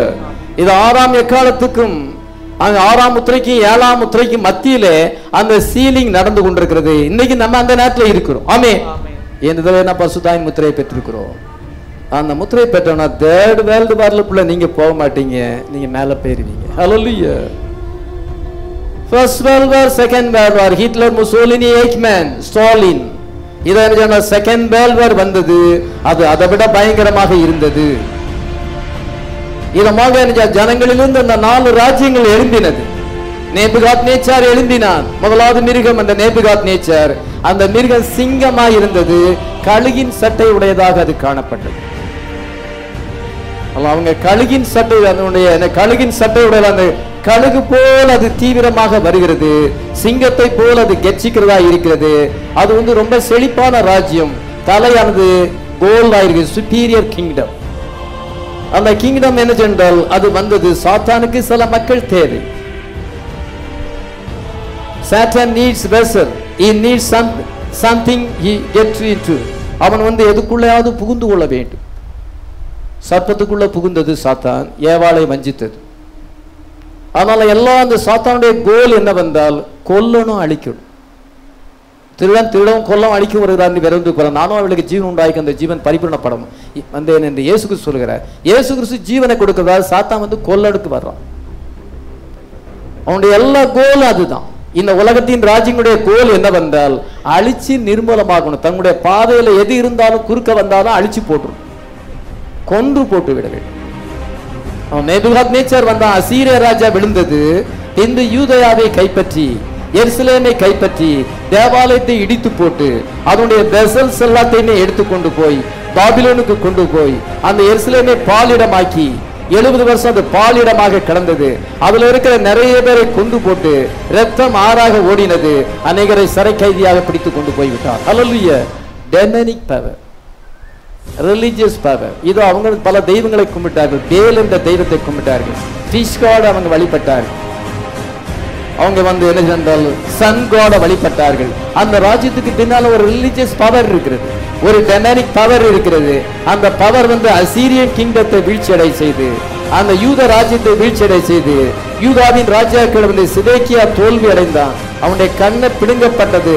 இதை என்ன சென்றால் அவன் எருசலேமுக்கு எல்லாம் பாபிலோனுக்கு கொண்டு போய்விட்டான். ஹல்லேலூயா. அது ஒரு பயங்கரமான மிருகம். அது கழுகு போல ஸ்பீடாக வந்தது, சிங்கத்தை போல பவர்ஃபுல்லா இருந்தது. சேம் கோல் என்னவென்றால் டிஸ்ட்ராய் அண்ட் கில். தங்களுடைய பாதையிலே குறுக்க வருகிற எல்லாத்தையும் கொன்று போடுது. பொலிட்டிக்கல் பவரே அதுதான். 4 பீஸ்ல நம்ம அதை பார்க்கும் பொழுது அது சிங்கத்துக்கு லயன் வித் ஈகிள் விங்ஸ். 4ஆம் வசனத்தை வாசிக்கலாம். முந்தினது சிங்கத்தை போல இருந்தது, அதற்கு கழுகின் சட்டைகள் உண்டாயிருந்தது. நான் பார்த்து கொண்டிருக்கையில் அதில் இறகுகள் பிடுங்கப்பட்டது, அது தரையிலிருந்து எடுக்கப்பட்டு மனுஷனை போல 2 காலின் மேல் நிமிர்ந்து நிற்கும்படி செய்யப்பட்டது. பாருங்க என்ன என்றால் அது எப்படி இருக்குது என்றால் லயன் வித் ஈகிள் விங்ஸ் இருக்கிறது. இந்து என்றால் அந்த ரெக்கைகள் பிடுங்கப்பட்டது. இதை என்ன செய்யறார் என்றால் அந்த ஆட்சிக்கு ஒரு முடிவு ஏற்பட்டது. ஹல்லேலூயா. அந்த ஆட்சி முடிவடைந்தது. பாபிலோனிய ராஜ்யம் 626 முதல் 539 பிசி, கிட்டத்தட்ட 87 வருஷம் பாபிலோனிய ராஜ்யம் 87 வருஷம் இருந்தது. இயேசு கிறிஸ்துக்கு முன்னாதாக இருந்தது பாபிலோன் இன்னைக்கு இருக்கிற ஈராக் நாடு. ஈராக் தான் Babylon. Most powerful and wealthy kingdom இந்த மிடில் ஈஸ்ட், மத்திய கிழக்கு நாடிலே அந்த ஈராக் பாபிலோன். இன்னைக்கும் அந்த பாபிலோன் ஈராக்கா இருக்கிறது. கடைசியா பெர்சியன் கிங்டம் அதை மேற்கொண்டது. 539 கிமு 539 பாபிலோனிய ராஜ்யமானது வீழ்ச்சி அடைந்தது. அது எப்படி வீழ்ச்சி அடைஞ்சது? இதோ பெல்சாத்தார், வானியல் 5ஆம் அதிகாரத்தை நீங்க வாசிக்கும் பொழுது பெல்சாத்தார் என்ன சென்றால் கர்த்தருடைய பாத்திரங்களிலே தானுடைய வைப்பாட்டிகளை குடித்து கொண்டு கல்லும் மண்ணுமான விக்கிரங்களை புகழ்ந்து கொண்டிருக்கும் பொழுது திடீரென்று கையிருப்பு சுவரில் எழுதினது. அவனுக்கு பயந்து போய்விட்டான். ரிகார்ட் டான்ஸ் ஸ்டாப் ஆகிவிட்டது. எல்லா குடிவெறியில போதையில இதோ கல்லு மண்ணான விக்கிரகத்தை பொழுது கொண்டிருக்கும் பொழுது கையிருப்பு வந்து எழுந்த உடனே அவனுக்கு என்ன ஒரு ஷாக் ஆகிவிட்டது. எல்லாமே ஸ்டாப் ஆகிவிட்டது. அமைதி ஏற்பட்டது. ராஜஸ்ரீ அங்க வருகிறாள், ராணி அங்க வருகிறாள். என்ன திடீரென்று மியூசிக்லாம் ஸ்டாப் ஆயிட்டு பார்க்கும் பொழுது கையிருப்பு தோண்டி கொண்டிருக்கிற ராஜா கிடுக்கிட்டுன்னு ஆடிக்கிட்டு இருக்கிறார். முழங்கால் ஆடுது, இடுப்பு கட்டு விட்டு போய்விட்டது. எல்லாரும் திகைச்சு கொண்டிருக்கும் பொழுது ஒருத்தராயிலும் அர்த்தத்தை சொல்ல முடியல. அப்பொழுது சொல்லுகிறார், தானியேல் இருக்கிறார், நம்முடைய ராஜ்யத்துல தானியேல் இருக்கிறார், விசேஷித்த ஆவி இங்க இருக்கிறது. நம்முடைய தகப்பனா நேபுகாத்நேச்சார் காலத்துல அவர் இண்டிகேட்டட் ப்ராஃபிட். அவரை கூப்பிடும் பொழுது தானியேல் வந்து சொல்கிறார், மெனே மெனே தெக்கேல் உப்பார்சீன், நீ தராசிலே நெருக்கப்பட்டு குறைய காணப்பட்டாய். தேவன் உன்னுடைய ராஜ்யத்துக்கு மட்டிட்டு அதை மேதியருக்கும் பெரிசியருக்கும் ஒப்பு கொடுத்தார். தானியேல் 5:30-31 வாசிக்கலாம். அன்று ராத்திரியிலே கல்தேரின் ராஜாவாகிய பெல்சாத்சார் கொலை செய்யப்பட்டான். மேதியனாகிய தரியு தன் 62ஆம் வயதில் ராஜ்யத்தை கட்டிக்கொண்டான். இது அன்றைக்கு ராத்திரியிலே பெல்சாத்தார் கொலை செய்யப்பட்டான். யூப்ரட்டிஸ் நதி வந்து அந்த கோட்டையை சுற்றி இருக்கிறது. அந்த நதியை ராத்திரியில் அவன் திருப்பி விட்டு வேற பக்கமா திருப்பி விட்டு இதோ என்ன செஞ்சாருன்னா தரிய அப்பொழுது உள்ள புகுந்து விட்டான். இவங்க வந்து அந்த குடி வெறியில போதையில இருக்கிறாங்க, எல்லாத்தையும் மறந்துட்டாங்க. பெண்களை கதவு பூட்டப்பட்டிருக்குது. காவலாளி கொலை செய்து விட்டார். இதை அப்படியே பார்த்துக்கிட்டு இருக்கும் பொழுதே அங்க தரிய உள்ள புகுந்து தானியேல் தீர்க்கதரிசனம் உரைத்து வீட்டுக்கு போகக்குள்ள தலை வெட்டப்படும். ஒரு நாள் ராத்திரியிலே அந்த பாபிலோனிய ராஜ்யம் முடிவுக்கு வந்தது. ஹல்லேலூயா. தரியு, மேதியனாகிய தரியு எந்த யுத்தத்தையும் செய்யாம எந்த சண்டையும் போடாம ஒரு நாள் ராத்திரியில அந்த ராஜ்யத்தை பிடிச்சு. எவ்வளவு மகத்தான ஒரு ராஜ்யம். அதான் உலகத்தின் ராஜ்யங்கள் எந்த நேரத்திலையும் வீழ்ச்சி அடையலாம். இன்னைக்கு இருக்கிற உலகத்தின் ராஜ்யங்கள், உலகத்துல சகல நாடுகளில் இருக்கிற ராஜ்யங்கள் என்னைக்கு நேரம் எந்த ராத்திரியிலேயே அது வீழ்ச்சி அடையும். எத்தனை பேர் விசுவாசிக்கிறோம்? பாபில் நமக்கு பேட்டர்ன் வந்து பாபிலோனிய ராஜ்யம். பாபிலோனிய ராஜ்யத்தில் கர்த்தருடைய பாத்திரத்திலே அவர் வந்து திராட்சை ரசத்தை ஊற்றி மதுபானத்தை ஊற்றி குடித்து அவள் வெறியில இருக்கும் பொழுது இது அண்ணன் நடந்தது. அங்கே நியாய தீர்ப்பு வந்தது. ஹல்லேலூயா. எந்த நேரத்திலையும் உலகத்தின் ராஜ்யங்கள் வீழ்ச்சி அடையும். கர்த்தர் எந்த நேரத்திலையும் வீழ்ச்சி அடையலை கொண்டு வரப்படி அல்ல. மேதியனாகிய தரி அங்க வந்து விட்டார். இவர்கள் வந்து என்ன என்றால் எல்லாருமே வெறியில இருக்கும் பொழுது ஒண்ணுமே தெரியல. சிலர் டிவியில மூழ்கி இருப்பாங்க, சிலர் கம்ப்யூட்டர்ல மூழ்கி இருப்பாங்க, வீடு உள்ள கம்ப்யூட்டர் பார்த்துக்கிட்டு இருப்பாங்க, அங்க சில காட்சிகளை பார்த்து கொண்டிருப்பாங்க. முன்னால கேட்டை பூட்டி இருக்க மாட்டாங்க, வாசலை பூட்டி இருக்க மாட்டாங்க, திருட வந்துருவான். அவ்விதமான காலத்துல நம்ம ஜீவிக்கிறோம். அதே போலதான் இவங்க போதையில இருக்கும் பொழுது தரிய வந்தால் யுத்தமே செய்யாதபடி ராஜ்யத்தை கைப்பற்றி ஒரு நாள் ராத்திரியில அந்த ராஜ்யம் வீழ்ச்சி அடைந்தது. ஹல்லேலூயா. இன்னொரு ஸ்பிரிட் மேதிய பெர்சிய ராஜ்யத்துக்கு பின்னால ஒரு பொலிட்டிக்கல் ரிலிஜியஸ் டெமானிக் பவர் இருக்கு. அந்த பவர் வந்து இந்த பவரை ஜெயிச்சு அந்த பெல்சாத்தார் வந்து அவன் அதிலே வந்து திராட்சரசம் ஊற்றி கொண்டு குடிக்கும் பொழுது கர்த்தர் வந்து அதுக்கு முடிவை ஏற்படுத்தினார். ஹல்லேலூயா. அந்த ராஜ்யமானது முடிவடைந்தது. ஆமென். அதன் பின்பு மேடிய பெர்சிய சாம்ராஜ்யம் இரண்டாவது கிங்டம் 539 332 வரைக்கும் கிட்டத்தட்ட அது வந்து 207 வருஷம் 207 வருஷம் உலகத்தை வந்து மேதிய பெர்சிய ராஜ்யம் ஆட்சி செய்து. Second power. இங்கிலாந்து நம்ம நாட்டை எத்தனை வருஷம் ஆட்சி செய்தது? பிரிட்டிஷ்காரங்க 200 வருஷம் ஆட்சி செஞ்சிருக்காங்க. அதனால்தான் உலகமே ஆங்கில மொழி பேசுறதுக்கு காரணம் பிரிட்டிஷார் உலகத்தை ஆட்சி செய்ததுனால. அவங்க ஆட்சி செய்யும் பொழுது மதமும் பரவிவிட்டது, கிறிஸ்டியானிட்டி உலகம் எங்கு பரவிவிட்டது. அதனால பொலிட்டிக்கல் பின்னால ரிலிஜன் இருக்கு, பாலிட்டிக்ஸ் பின்னால ரிலிஜன் இருக்கு, அதுக்குள்ள டெமனிக் பவரும் இருக்குது. இங்க நீங்க கவனிக்கும் பொழுது அடுத்த வந்து மிருகம் வந்து கரடி, அடுத்த சிலையினுடைய பாகம் வந்து சில்வர். தானியேல் 2:32. அந்த சிலையின் தலை பசும்பொன்னும் அதன் மார்பும் அதன் புயங்களும் வெள்ளியும். இது அதனுடைய மார்பும் அதனுடைய புயங்களும் வெள்ளியா இருக்கிறது. இரண்டாவது ராஜ்யம் வந்து மேதிய பெர்சிய சாம்ராஜ்யம் 539 BC-ல Darius the need from Media took Babylon. அவன் பாபிலோனிய ராஜ்யத்தை கைப்பற்றினான். பின்பு மெசொப்பொத்தேமியா கைப்பற்றினான், யூதாவை கைப்பற்றினான், எகிப்து அண்ட் லிபியாவை கைப்பற்றி பெரிய ராஜ்யம். பாபிலோனிய ராஜ்யத்தை காட்டிலும் மேதிய பெர்சிய ராஜ்யம் பெரிய ராஜ்யமாயிருந்தது. ஆனால் இன்ஃபீரியர் கிங்டம், சில்வராக இருக்குது, கோல்டு இல்ல சில்வர். மேதியனாகிய தரிய ஆளுகை செய்கிறார். பின்பு பெர்சியர்கள் ரெண்டு சேர்ந்து தான் மேதிய பெர்சிய ராஜ்யம். முதலாவது மேதியர்கள் ஆளுகை செய்தார்கள். பின்பு பெர்சியர்கள் மேதியர்களை காட்டிலும் பவர்ஃபுல்லா மாறிட்டாங்க. பெர்சிய ராஜாவாகிய கோரேஸ் அவன் என்ன சொன்னா, ஜனங்களுக்கு மத சுதந்திரம் கொடுத்தான். யூதர்கள் தங்களுடைய சொந்த தேசத்துக்கு போகலாம், ஆலயத்தை கட்டலாம் என்று சொன்னான். பெர்சிய ராஜாக்கள் அலங்கத்தை கட்டுவதற்கு நெகேமியாவுக்கு அங்கே பெர்மிஷன் கொடுத்தார்கள். இதோ செருபாபேல் தலைமையில கோரேஸ் ராஜாவுடைய கட்டளையின்படி அவங்க ஆலயத்தை கட்டினார்கள். எல்லா ராஜ்யங்களும் இஸ்ரவேல் ஜனங்களோடு சம்பந்தப்பட்டது. நேபுகாத்நேச்சார் நியாய தீர்ப்பு கொடுத்தான். ஆனா பெர்சிய ராஜாக்கள் என்ன செய்தால் என்றால், யூத ஜனங்களுக்கு அனுகூலமாய் இருந்து ஆலயத்தை அலங்கத்தை கட்டவும் தங்களுடைய சொந்த நாட்டுக்கு திரும்பி போகவும் அவன் கட்டளை கொடுத்தான் என்று நம்ம வாசிக்கிறோம். பீஸ்ல நம்ம வாசிக்கும் பொழுது 7 5 வாசிக்கலாம்.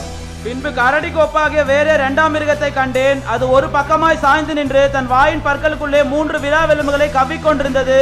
இதோ அது ஒரு பக்கமாய் சாய்ந்து இருக்கிறது. அந்த கரடி அது கரடியா இருக்கிறது, ஒரு பக்கமாய் சாய்ந்து இருக்குன்னா இது மேதிய, இது பெர்சிய. மேதிய ராஜ்யம் தாழ்ந்து போனது, பெர்சிய ராஜ்யம் உயர்ந்து விட்டது. அல்லேலூயா. அதனால பாருங்க, 2 கை எப்படி பாத்தீங்களா, கர்த்தர் எப்படி வச்சிருக்காரு பாருங்க. இந்த மனுஷ உடம்புலே 4 ராஜ்யங்களை வச்சிருக்கிறார். தலை பாபிலோன், ஒரு தலை தான். ஆனா 2 கை இருக்கு நமக்கு. ஒரு கை இல்ல, 2 கை. மேதிய பெர்சிய. மேதிய ராஜ்யம், பெர்சிய ராஜ்யம். சில்வர் தலை முக்கியமானது, 2வது மார்பு சில்வர். ஆண்டவர் எல்லாத்தையுமே சத்தியத்தை வச்சு தான் படைச்சிருக்கிறார். சத்தியத்தை பைபிள்ல மட்டும் இல்ல, உலகத்துல நேச்சர்ல இருக்கிறது. நம்ம பாடியிலே சத்தியம் இருக்குது. யாரும் எனக்கு சத்தியம் தெரியலன்னு சொல்ல முடியாது. சாதன உபதேசங்கள் பொருந்தாது. பாருங்க என்ன சொன்னால், மேதிய பெர்சிய ராஜ்யம் 2 கை, மீட்ஸ் அண்ட் பெர்சியன்ஸ். இதுல ஒன்னு தாழ்ந்து போச்சு, இடது கை தாழ்ந்து போச்சு, வலது கை உயர்ந்து விட்டது. ஹல்லேலூயா. மேதியர்கள் தாழ்ந்து பெர்சியர்கள் மேல வந்துட்டாங்க. அதான் ஒரு பக்கமாய் சாய்ந்திருந்தது. அது மாத்திரமல்ல, அது என்ன சொன்னா, 3 விலா எலும்புகளை தன் வாயில வைத்திருந்தது. 3 மேஜர் கிங்டம்ஸ் அது உடையதா. பாபிலோன் பாபிலோன் தான். ஆனா இது பாபிலோனை கைப்பற்றினது, எகிப்தை கைப்பற்றினது, லிபியாவை கைப்பற்றினது. லிபியால தான் கிறிஸ்தவர்களை கழுத்து அறுத்து, கடல் பக்கத்திலே சமுத்திரத்து பக்கத்துல போய் கழுத்து அறுத்து ரத்தத்தை கடல்ல கலந்தார்கள். ஒசாமா பின் லாடனை நீங்க தானே கிறிஸ்தவங்க தானே இதோ கொன்றீங்க, நாங்க கிறிஸ்தவர்களை கழுத்து அறுத்து கொள்ளுறோம் என்று கத்திய வச்சு கழுத்து அறுத்தாங்க. பாருங்க, கிமு 332 முள்ளா இருந்த அதே ஆவிதான் இப்பவும் லிபியால இருக்குது. Spirits won't die. ஆவிகள் மரிப்பதில்லை, மனிதர்கள் மரிக்கிறார்கள், ஆவிகள் மரிப்பதில்லை. அதே ஆவி இன்னைக்கு இருக்கிறது. ஹல்லேலூயா. Spirit don't change. இது ஆவிகள் மாறுவதில்லை, அதே ஸ்பிரிட் இன்னைக்கு. அந்த மேதிய பெர்சிய சாம்ராஜ்யம் லிபியால இருந்த அதே ஸ்பிரிட் இன்னைக்கு கிறிஸ்தவர்களை கொலை செய்கிறதாக அது இருக்கிறது. அதனால மேதிய பெர்சிய சாம்ராஜ்யம் 207 வருஷமா இருந்தது. பின்பு இன்னொரு பவர் அதை மேற்கொண்டு விட்டது. அதான் கிரேக்க ராஜ்யம். 332ஆம் வருஷத்திலிருந்து கிமு 63ஆம் வருஷம் வரைக்கும் அங்கே என்ன ராஜ்யம் வந்தது என்றால், அங்கே கிட்டத்தட்ட ஒரு 300 வருஷங்களுக்கு 250 வருஷங்களுக்கு மேலாக அந்த கிரேக்க ராஜ்யம் வந்தது. ஹல்லேலூயா. பாபிலோனிய ராஜ்ய காட்டிலும் மேதிய பெர்சிய ராஜ்யம் பெருசு. தலை சின்னது தான், கையும் மார்பும் பெருசு. அது பேர் வயிறு. அதுதான் கிரேக்க ராஜ்யம், வெண்கலம். ஹல்லேலூயா. அந்த சிலையினுடைய வயிறு வெண்கலம். 32ஆம் வாசிக்கலாம். அந்த சிலையின் தலை பசும்பொன்னும், மார்பும் அதன் புயங்களும் வெள்ளியும், அதன் வயிறும் அதன் தொடையும் வெண்கலமும். இதோ வயிறும் அதன் தொடையும் வெண்கலமாய் இருக்கிறது. இது ஒரு மேஜர் போர்ஷன். இது ஒரு பிக் போர்ஷன். கிரேக்க ராஜ்யம் நம்ம பெரிய ராஜ்யம். மேதிய பெர்சிய ராஜ்யத்தை காட்டிலும் பெரிய ராஜ்யம். ஆசியா மைனர், கிரீஸ், லிபியா, எகிப்து, ஜூடா, பாபிலோன், மீடியா, பெர்சியா, இதை இவ்வளவு ராஜ்யங்கள் அவன் கை கொண்டான். அலெக்சாண்டர் த கிரேட் 332ஆம் வருஷத்திலே அவர் என்ன செய்தார்? கிமு 332ஆம் வருஷத்துல இந்த யுத்தம் செய்து இந்தியா வரைக்கும், இந்து தேசம் முதல் இந்தியாவுடைய சிந்து நதி வரைக்கும் கைப்பற்றி எல்லாம் மேசிடோனியால ஆரம்பிச்சு அந்த ராஜ்யம் மேதிய பெர்சிய ராஜ்யத்தை விழுங்கி விட்டது, பெரிய ராஜ்யத்தை ஸ்தாபித்தார். அதனால Greek culture, Greek language, Greek religion ஆனது, கிரேக்க மதம், கிரேக்க தியாலஜி உலகமெங்கில் அது பரவினது. அதனால அலெக்சாண்டர் தி கிரேட் 30வது வயசுலே, இளம் வயதிலே மரித்து போனார். அதான் பெரிய ராஜா அலெக்சாண்டர் தி கிரேட். கிரேக்க மன்னன் வந்து அந்த ராஜ்யம் அதுக்குள்ள ஒரு spirit, religious spirit, political spirit, demonic power வந்து இந்த ராஜ்யத்தை அது மேற்கொண்டு ஒரு கட்சி இன்னொரு கட்சியை தூக்கி போட்டிருக்கு. அது ரெண்டும் டெமனிக் தான். சாத்தான் சொல்றான், நான் எனக்கு இஷ்டமானக்கு நான் கொடுக்குறேன். ஒரு ஃபோர்ஸ் இன்னொரு ஃபோர்ஸை மேற்கொண்டது. ஒன்று வீக்கரா இருக்கு, இன்னொன்று ஸ்ட்ராங்கரா இருக்கிறது. ஹோலி ஸ்பிரிட் கிடையாது. ஹோலி ஸ்பிரிட் இன்னைக்கு பிரைடுக்குள்ள இருக்குது. ஹல்லேலூயா. அதனால பாருங்க, அதுக்கு பின்பு நம்ம என்ன வாசிக்கிறோம், அந்த மிருகத்தை குறித்து வாசிக்கும் பொழுது அந்த மிருகத்துக்கு வந்து 4 தலைகளும் 4 அங்க ரெக்கைகளும் இருந்தது என்று சொல்லப்பட்டிருக்குது. 7ஆம் அதிகாரத்துல இந்த வசனத்தை வாசிக்கலாம். பின்பு சிவிங்கை போல வேறொரு மிருகத்தை கண்டேன். அது முதுகின் மேல் பட்சியின் சட்டைகள் 4 இருந்தது. அந்த மிருகத்துக்கு 4 தலைகளும் உண்டாயிருந்தது. அதற்கு ஆளுகை அளிக்கப்பட்டது. அது வந்து leopard, like a leopard. I beheld and lo another like a leopard. இது என்ன என்றால் அந்த சிவிங்கியை போன்ற ஒரு மிருகம், அதுக்கு 4 தலைகளும் 4 ரெக்கைகளும் இருந்தது. அந்த 4 ரெக்கைகள் எதை குறிக்குன்னா, அலெக்சாண்டர் ரொம்ப ஸ்பீடா கான்கோஸ்ட் பண்ணுகிறார், ரொம்ப சீக்கிரத்துல எல்லா ராஜ்யங்களையும் கைப்பற்றார். அதனால என்ன சொன்னால் அது எதை குறிக்கிறது என்றால் அலெக்சாண்டருடைய ஸ்பீடை குறிக்கிறது. The speed of Alexander's greatest conquest. ரொம்ப வேகமா கொஞ்ச காலத்துக்குள்ள பெரிய ராஜ்யத்தை அலெக்சாண்டர் கைப்பற்றி விட்டார். அதன் பின்பு அலெக்சாண்டர் மரணத்துக்கு பின்பு 40 வருஷம் போராட்டம் ஏற்பட்டது. யார் ராஜாவாக மாற வேண்டும் என்று போராட்டம் ஏற்பட்ட பொழுது அது அவனுடைய 4 படைத்தலைவர்கள் அந்த ராஜ்யத்தை 4ஆ பிரிச்சுட்டாங்க. அதுதான் 4 தலைகள் இருந்தது. எகிப்து வந்து பட்லோமிக்கு வந்தது, சிரியா வந்து செலுக்கியஸ், மேசிடோனியா கேசண்டர், ஆசியா மைனர் வந்து லசிமேக்கஸ். இதோ என்ன சொன்னால் இந்த 4 தலைவர்கள், 4 ராணுவ தளபதிகள் ராஜ்யத்தை 4ஆ பிரிச்சுக்கிட்டாங்க. அதான் அதுக்கு 4 தலைகள் இருந்தது என்று சொல்லப்பட்டது. கிட்டத்தட்ட 150 வருஷமாக யூதர்கள் வந்து அந்த கிரேக்க ராஜ்யத்தின் கீழ் அடிமைப்பட்டிருந்தார். பாபிலோனிய ராஜ்யம் அவங்களை அடிமைப்படுத்தினது, மேதிய பெர்சிய ராஜ்யம் அடிமைப்படுத்தினது, இப்பொழுது கிரேக்க ராஜ்யமும் அடிமைப்படுது. இங்க பாருங்க 4 வெள்ளை குதிரை, இதோ என்ன சொன்னால் அதுக்கு பேர் சிவப்பு குதிரை, அதுக்கு பேர் கருப்பு குதிரை, அதுக்கு பேர் மங்கின குதிரை. இன்னைக்கு மணவாட்டி மேல அது பவர் செலுத்திக்கிட்டு தான் இருக்கு. நம்ம ஒரு அரசாங்கத்துக்குள்ள தான் இருக்கிறோம். இயேசு கிறிஸ்து நம்மளை நேரடியா வந்து ஆளுகை செய்யல. நிறைய பேர் முஸ்லீம் கண்ட்ரில இருக்கிறாங்க. இப்படிலாம் பாத்தீங்கன்னா மனுஷனுடைய ஆளுகையில இருக்கிறோம். அந்த பவர் தான் இன்னைக்கு இருக்குது. அன்னைக்கு இஸ்ரவேல் ஓல்ட் டெஸ்டமென்ட்ல இந்த 4 ராஜ்யங்களும் 4 மிருகங்களும் அவங்க மேல வந்து ஆதிக்கம் செலுத்தி தொல்லை கொடுத்துக்கிட்டே இருந்துச்சு. அவங்களை அடிமைப்படுத்தினது, ஒவ்வொன்றும் அதிக அதிக தொல்லை கொடுத்தது. கிரேக்க ராஜ்யம் அதிக தொல்லை கொடுத்தது. 150 வருஷமாக அவங்க வந்து அந்த ராஜ்யத்தின் கீழே இருந்தாங்க. கிமு 175 ஆன்டியோகிஸ் IV எபாபினிஸ் என்றுதானே ஒரு பொல்லாத ராஜா தோன்றினான்.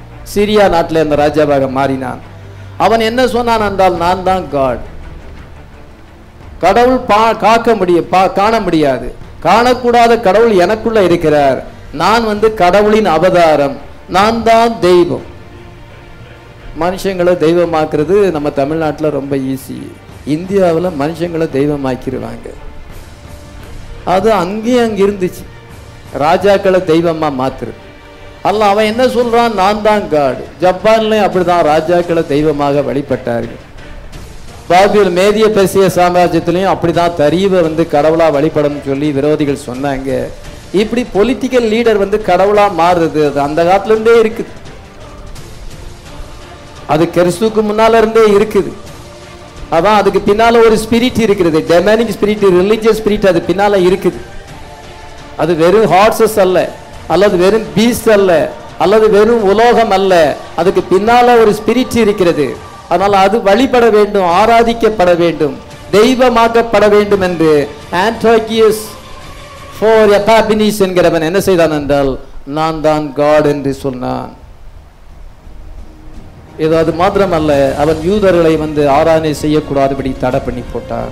இந்த பழைய ஏற்பாடெல்லாம் கிழிச்சு போட்டு விட்டார். யாரும் வந்து வேத புத்தகத்தை வைக்கக்கூடாது, சர்க்கம்சிஷன் என்ன செய்யக்கூடாது என்றால் விருத்தசேதனம் பண்ணக்கூடாது. இப்படி பயங்கரமா வந்துட்டான். இந்த என் பேர் தான் எப்பாபினிஸ், நான் தான் காட். பாத்தீங்களா? அவன் தன்னுடைய நாமத்தை கடவுளுடைய நாமமாக மாற்றினான். இன்னைக்கு ஒரு கிறிஸ்தவங்கிட்ட போயிட்டு நீங்க ஆராதிக்கிற கடவுள் யார், ஒரு ஹிந்துகிட்ட போயிட்டு நீங்க கும்பிடுற தெய்வம் எதுனா கரெக்டா சொல்லிடுவோம். ஆனா ஒரு கிறிஸ்தவங்கிட்ட போயிட்டு what is the name of God என்று நீங்க அவன்கிட்ட கேளுங்க. எவ்வளவு பெரிய பாஸ்டரா இருந்தாலும் உலகமே சுத்தி பிரசங்கம் பண்ணுவார். நான் தான் பெரிய பிரீச்சர், 20,000 30,000 பேர் எங்க வாராங்கம்பாங்க. அந்த பாஸ்டர்கிட்ட போயிட்டு what is the name of God, கர்த்தருடைய நாமம் என்ன தெரியாது. காட் த ஃபாதர், பிதாவாகிய தேவன், அப்படி இப்படின்னு போட்டு குழப்புவாங்க. கர்த்தருடைய நாமம் தெரியல. நம்ம வந்து what is the name of God, Jesus Christ, hallelujah. அவங்க பிதாவா குமாரனா பசுத்தாவியா தெரியாது, நமக்கு தெரியும். ஹல்லேலூயா. கர்த்தருடைய நாமம், நம்முடைய தேவனுடைய நாமம் வந்து கர்த்தராகிய இயேசு கிறிஸ்து. ஹல்லேலூயா. நமக்கு இது வெளிப்பட்டிருக்கிறது. அது மாத்திரமல்ல, இது அவங்களுக்கிட்ட இன்னொன்று குழம்பு என்ன வந்தால் விருத்தசேதனத்தை பற்றிய ப்ராப்ளம். விருத்தசேதனம் எதுக்கு அடையாளமா இருக்கிறது? பசுத்தாவியை பெற்றதுக்கு அடையாளமா இருக்கிறது. உண்மையான பரிசுத்தாவின் அபிஷேகம் என்றால் என்ன தெரியாது. அந்நிய பாஷை பேசுறதா, குதிக்கிறதா, அல்லது என்னதுன்னு தெரியாது. நமக்கு கர்த்தர் வெளிப்படுத்தியிருக்கிறார். ஹல்லேலூயா.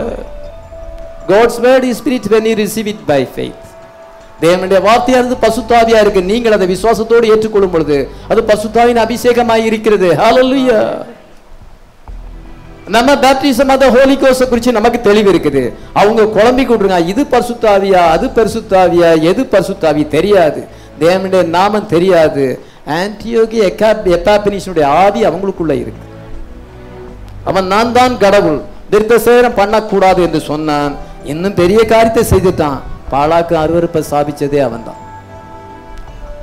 பாலாக்கு அருவருப்பு தேவனுடைய ஆலயத்தை, அங்கே செருபாபேல் அங்கே கட்டின ஆலயத்தை அவன் என்ன செய்தான் என்றால் அந்த பலிபீடத்திலே பன்றியை பிடிச்சு கொண்டு வந்து பன்றியை பலி செலுத்தி விட்டான்.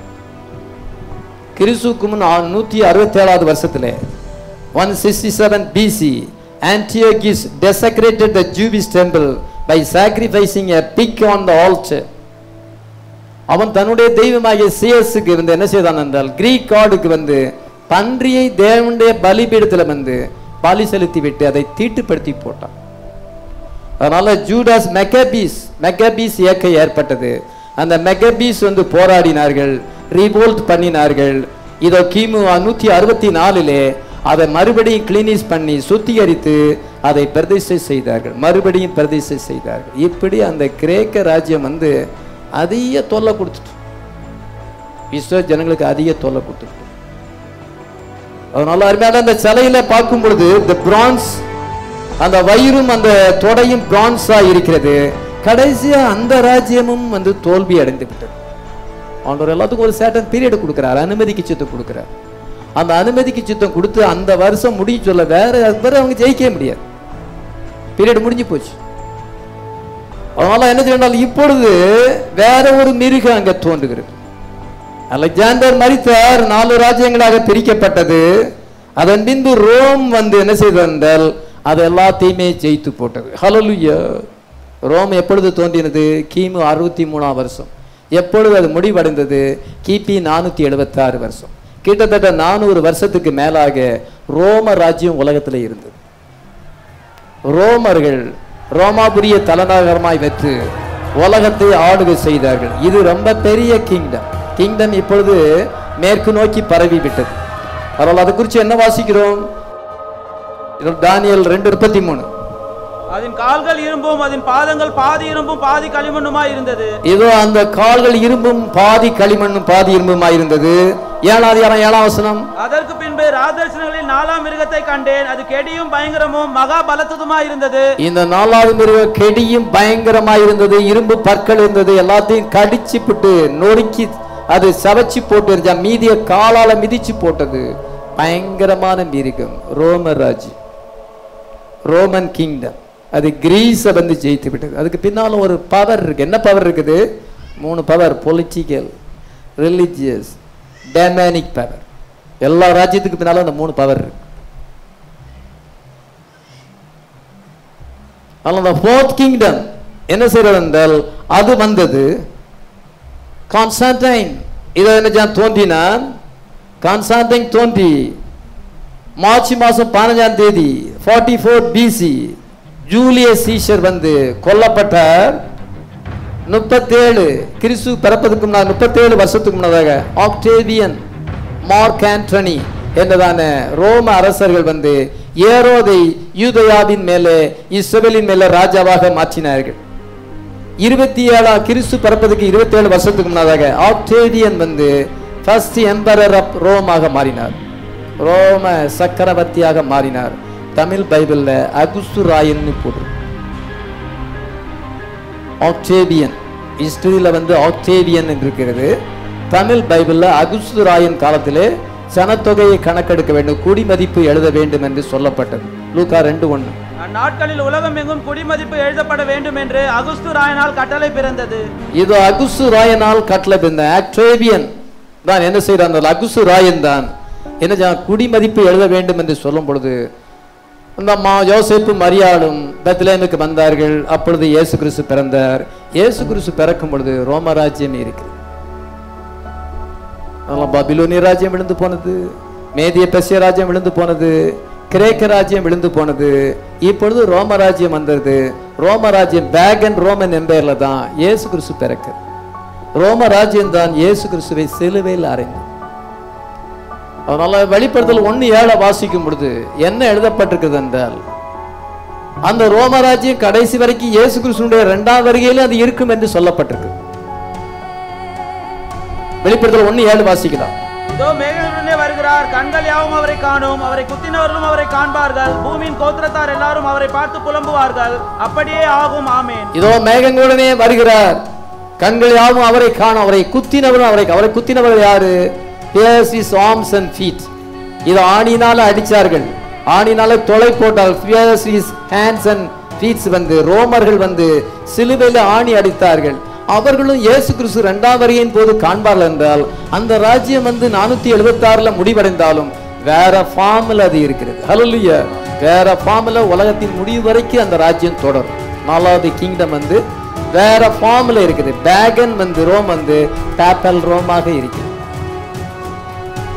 அன்னைக்கு பேகன் ரோம் அஞ்ஞான ரோமாபுரி கிறிஸ்தவர்களை கொன்றது, அப்போஸ்தலரை கொன்றது.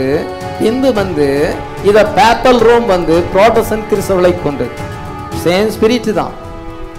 அந்த பேகன் ரோமுக்குள்ள இருந்த இம்பீரியல் ரோமுக்குள்ள இருந்த அதே ஆவி தான் போப்புவின் ரோமாபுரிக்குள்ள வந்து அதே கொலையை செய்தது. எல்லாம் வந்து ஆவிகளுக்கெல்லாம் ஒரே கோல் என்னன்னா கொல்லவும் அழிக்கவும் செய்யுது. பொலிட்டிக்கல் ஸ்பிரிட்டே அதுதான். எதிரிகளை கொல்லணும், வீழ்த்தணும். இதுதான் பொலிட்டிக்கல் ஸ்பிரிட். ஆனா இயேசு கிறிஸ்து ஜீவன் உண்டாக்கி அந்த ஜீவன் பரிபூரணப்படணும். Hallelujah. Political spirit, religious spirit, demonic spirit, இந்த 3 ஆவிகளும் அங்கே இருக்கிறது. இதை இயேசு கிறிஸ்துவை சிலுவையில் அறைந்தது. இயேசு கிறிஸ்து வரும் பொழுதும் அந்த ஆவி வந்து என்ன செய்யும் என்றால் இருக்கும். அது என்ன ரோமாபுரியா, அஞ்ஞான ரோமாபுரியா இராமடி போப்பின் ரோமாபுரியாக அந்தி கிறிஸ்துவாக அது இருக்கும். ஆமென். இயேசு கிறிஸ்து ரோமராஜ்யம் வந்து தன்னை சிலுவையில் அறைவதற்கு தன்னுடைய கைகளையும் தன்னுடைய கால்களையும் ஒப்பு கொடுத்தார். ரோம போர்ச்சவர்கள் ஆணியை வச்சு டக்கு டக்குன்னு அடிச்சாங்க. 2 காலையும் சேர்த்து வச்சு ஒரு ஆணி அடிச்சாங்க. இதை வலது கையில இடது கையில் ஒரு ஆணி அடித்தார்கள். நான் நம்முடைய புத்தகத்துல இயேசு கிறிஸ்துடைய சிலுவை காட்சியை ரொம்ப ரொம்ப அகோரமா போட்டிருக்கிறேன். அந்த படத்தை பாருங்க. இயேசு கிறிஸ்து ரொம்ப பரிதாபமாக சிலுவையில், ரோமர்கள் அவரை சிலுவையில் அறைந்தார். அவரை குத்தினவர்களும் அவரை காண்பார்கள். எப்படி காண்பார்கள்?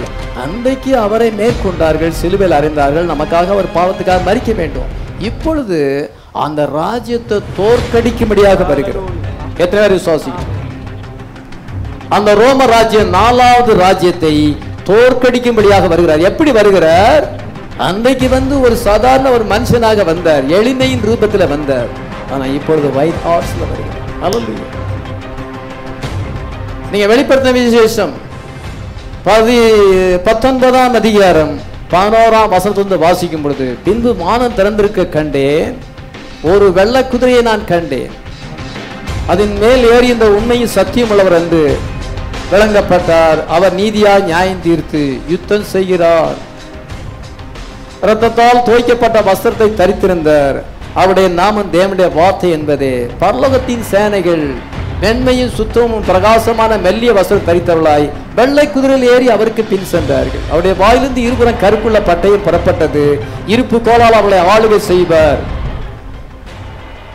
அங்கே தேவனுடைய சர்வ வல்லமையுள்ள தேவனுடைய உக்கிர கோபமாகிய மது உள்ள ஆளை அவர் மிதிக்கிறார். ராஜாதி ராஜா கத்தாதி கத்தா என்ற நாமம் அவருடைய வஸ்திரத்தின் மேலும் தொடையின் மேலும் எழுதப்பட்டது. ஹல்லேலூயா. வெள்ள குதிரையில வந்து ரோம ராஜ்யம் முற்றிலும் அடிச்சு போடுவார். ஹல்லேலூயா. நீங்களும் அவர் கூட வர்றீங்க. ஹல்லேலூயா.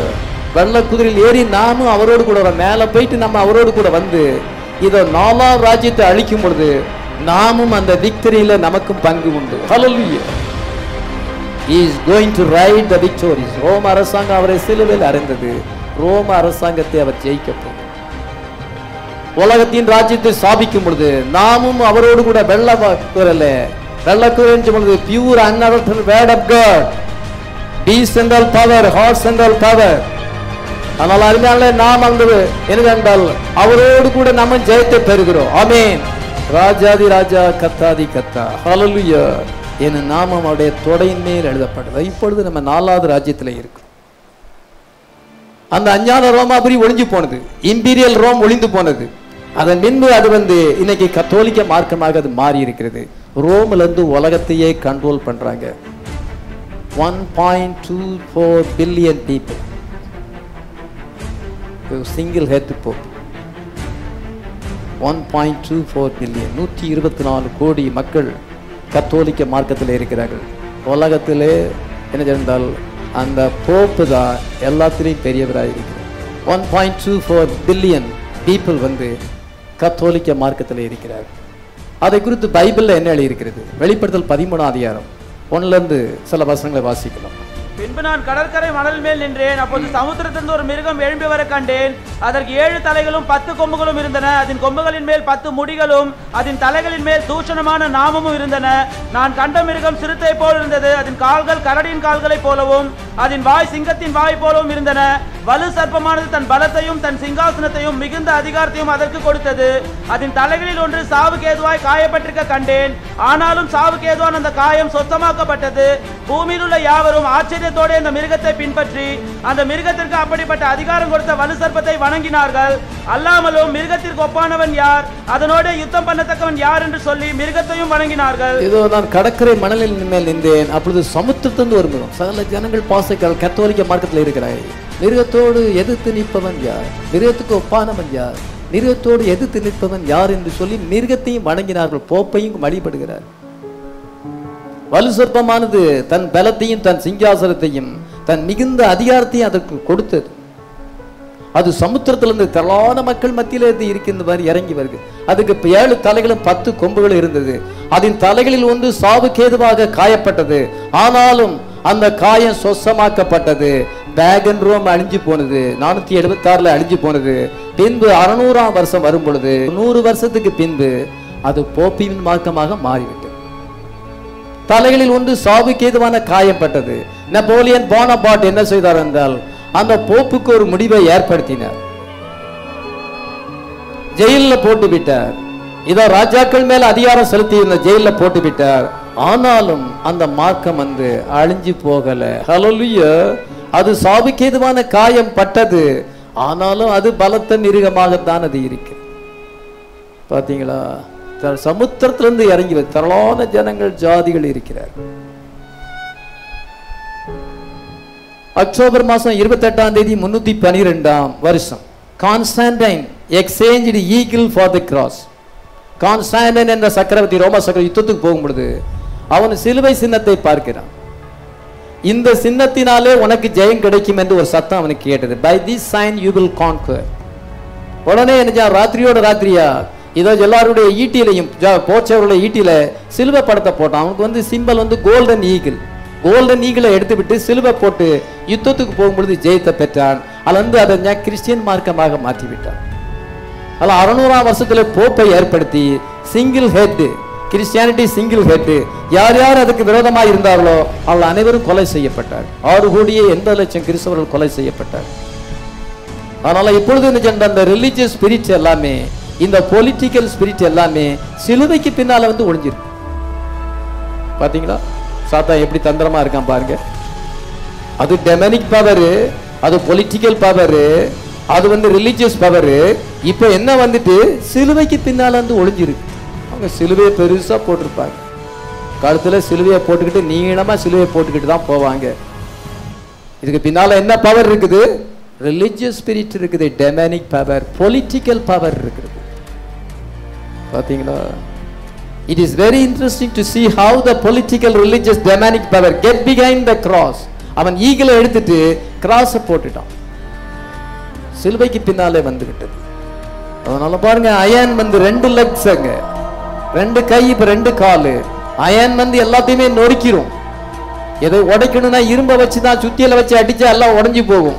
அதே போல எல்லா ராஜ்யங்களையும் அதை நொறுக்கி விட்டது. 2 கால், ஈஸ்ட் ரோம் வெஸ்ட் ரோம் என்று 2ஆக பிரிந்தது. பின்பு அது பிராக்மெண்ட் ஆனது. பிராக்மெண்ட் உடைஞ்சி 476 ரோமராஜ்யம் அங்கே போய்விட்டது. இதோ போப்புவின் ராமாபுரி அங்கே வந்து விட்டது. இப்பொழுது என்ன சென்றால் அதுல மார்ட்டின் லூத்தர் கொண்டு பிரிஞ்சிட்டு போயிட்டு அதை ப்ராட்டஸ்டன்ட் மார்க்கத்தை கொடுங்க. நம்ம பாருங்க, இப்பொழுது நம்ம பாதத்தின் நாட்களுக்கு வந்திருக்கோம். கடைசி அந்த பாதத்தை குறித்து சொல்லிட்டு நான் முடிச்சிட போறேன். அந்த பாதங்களை குறித்து 2041 தானியேல் 2:41 வாசிக்கலாம். பாதங்களும் கால் விரல்களும் பாதி குயவனின் களிமண்ணும் பாதி இரும்புமா இருக்க நீர் கண்டீரே. அந்த ராஜ்யம் பிரிக்கப்படும், ஆகிலும் களிமண்ணோட இரும்பு கலந்திருக்க நீர் கண்டபடியே. இதோ இந்த பாதம் வந்து பாதி களிமண்ணு பாதி இரும்பாரு. பாருங்க, ரோமராஜ்யம் விழுந்த உடனே போப்பிவின் ரோமாபுரி வந்தது. தேத்தியரா சபையின் காலம் 1260, 606 520 வரைக்கும் உலகத்தில் ஒரே மார்க்கோ ரோமன் கத்தோலிக். இருளின் காலம், டார்க் ஏஜஸ். 6,80,00,000 புராட்டஸ்டன்ட் கிறிஸ்தவர்கள் கொலை செய்யப்பட்டார்கள். அதனுடைய ஒரே நோக்கம் கொலை செய்வது, அழிப்பது, தன்னுடைய ஐடியாலஜி, தன்னுடைய தியாலஜியை ஏற்றுக்கொள்ளாத அனைவரையும் கொலை செய்வது, தன்னுடைய கருத்துக்களை ஏற்றுக்கொள்ளாதவர்களை கொலை செய்வது. அந்த எல்லா பிசாசினுடைய ஆவிகளுக்கும் அதே நோக்கம்தான். அதனால பாருங்க, அவ்வளவு கிறிஸ்தவர்கள் கொல்லப்பட்டார்கள். 606 520 வரைக்கும் போப்புவின் ரோமாபுரி வந்தது. அது வேற ஃபார்மாக மாறிவிட்டது. ரோமா ராஜ்யம் வேற, 4வது மிருகம் வேற ஃபார்மாக மாறிவிட்டது. அது கர்த்தருடைய வருகை வரைக்கும், உலகத்தின் முடிவு வரைக்கும் அது இருக்கும். ஆனால் இங்கே கவனிக்கும் பொழுது இப்பொழுது பாதத்தின் நாட்களில் வரும் பொழுது நீங்க பொலிட்டிக்கலாகவும் ரிலிஜியஸாகவும் எடுத்துக்கொள்ள வேண்டும். பொலிட்டிக்கலா பார்த்தா அமெரிக்கா சூப்பர் பவர் கண்ட்ரி, ரஷ்யாவும் இன்னைக்கு சூப்பர் பவர் கண்ட்ரியா இருக்கு. உலகத்துல 2 வல்லரசு, அமெரிக்கா ரஷ்யா. அமெரிக்கா வந்து அயனாய் இருக்கிறது, ரஷ்யா வந்து களிமண்ணாய் இருக்கிறது. 2க்கும் சமாதானம் ஏற்படாது. அமெரிக்கா வந்து ஐசன் ஹோவர் என்றுதானே அவர் வந்து பிரசிடென்டா மாறினார். Eisenhower general and president of USA. 1945 US United ஸ்டேட்ஸினுடைய இராணுவ தளபதியாக இருந்தார். பின்பு அவர் 1951 அவர் NATO, நேஷனல் அட்டாமிக் ட்ரீட்மெண்ட் ஆர்கனைசேஷனுக்கு வந்து தலைவராக மாறி பிரசிடென்டா US பிரசிடென்டா 2 முறை அவர் தேர்ந்தெடுக்கப்பட்டார். அதனால அவர் வந்து ஐசன் ஹோவர் வந்து அந்த யுனைடெட் நேஷன் ஐக்கிய நாட்டு சபையை ஆரம்பிப்பதற்கு காரணமாக இருந்தார். குருச்சேவ் வந்து கிழக்கத்திய நாடுகளுக்கு ரெப்ரசன்டேட்டிவ் ஆகும், மேற்கத்திய நாடுகளுக்கு ரெப்ரசன்டேட்டிவ். அமெரிக்காவில் ஐசன் ஹோவர் அங்கே குருச்சேவ் ரஷ்ய பிரீமியர் அங்கே வரும் பொழுது ரஷ்ய பிரீமியர் என்ன செய்தார் என்றால் ஷூவை கடத்தி டெஸ்கில் அடிச்சாராம். வில் கில் யூ, உங்களை நான் கொன்னுருவோம். அமெரிக்காவை பார்த்து குருச்சேவ் சொல்லுகிறார். கடைசியில் ரஷ்யா அமெரிக்காவை அழிக்க போகுது. அன்னைக்கு 1959 யுனைடெட் நேஷன் ஆர்கனைசேஷன்ல குருச்சேவ் என்ன செய்தார் என்றால் Khrushchev beat his shoe on the desk of the UN, the 2 main leaders of the world, the 2 big toes, the feet of iron and clay. 2 பாதங்கள், ஒன்று அமெரிக்கா, இன்னொன்று. அமெரிக்கா இப்பொழுது பவரை இழந்து கொண்டு வருகிறது. தேவனை அவர்கள் விட்டுவிட்டார்கள். தீர்க்கதரிசி செய்தியை ரிஜெக்ட் பண்ணும் பொழுது 1956-57 இனிமேல் அமெரிக்கா மனம் திரும்பாது என்று சொல்லிவிட்டார். அமெரிக்காவுக்கு காலம் முடிந்து விட்டது. அமெரிக்கா அப்பலிருந்தே வீக் அடைஞ்சு விட்டது. இக்கப்போத் வந்து விட்டது. அதனால பாருங்க, அமெரிக்கா இன்னைக்கு ஒரு சூப்பர் பவர் தான். ரஷ்யா போர் தான். அணு ஆயுதங்கள் 2 நாட்டில் தான் அதிகம் இருக்கிறது. அழிவுக்கு அடையாளம். இது கடைசி நேரமா இருக்குது. என்ன சொல்லுறார் என்றால், இந்த 2 பாதங்களும் வந்திருக்கிறது. இது அழிவு காலத்துக்கு அடையாளம். அதே போல ரிலீஜியஸ் பவரை எடுத்துக்கொண்டா, ரோமன் கத்தோலிக்க மார்க்கம் பவர்ஃபுல்லா இருக்குதுக்கு சிங்கிள் ஹெட் போப்பு தான் எல்லாத்துக்குமே. எல்லா காலேஜ், எல்லா ஹாஸ்பிட்டல், எல்லாத்துக்குமே எல்லா பணமும் அங்கதான் போகும். 124 கோடி மக்களுக்கு ஒரே ஒரு தலைவர். யார் என்றால் போப்பு சிங்கிள் ஹெட்டா இருக்கிறார். ஆனா புராட்டஸ்டன்ட் மார்க்கத்தில் பல பிரிவுகள் இருக்கிறது. அதுக்கு சிங்கிள் ஹெட் அல்ல, பல உடஞ்சி இருக்கிறது. அது கிளையா இருக்கிறது. ரோமன் கத்தோலிக்க மார்க்கமும் புராட்டஸ்டன்ட்டும் இரும்பும் களிமண்ணும். அமெரிக்காவும் ரஷ்யாவும் ஒவ்வொரு நாட்டிலையும் இரும்பு களிமண் இருக்கு. ஒன்னு வீக்கா இருக்கு, இன்னொன்னு ஸ்ட்ராங்கா இருக்கு. அதனால பாருங்க, இவ்விதமான ஒரு காலத்துல நம்ம ஜீவிக்கும் பொழுது, இதோ இந்த 4 ராஜ்யங்களும் விழ வேண்டிய நேரத்தில் இருக்கும் பொழுது தேவனுடைய ராஜ்யம் வரும் என்று நம்ம காத்திருக்கிறோம். எத்தனை பேர் காத்திருக்கிறோம்?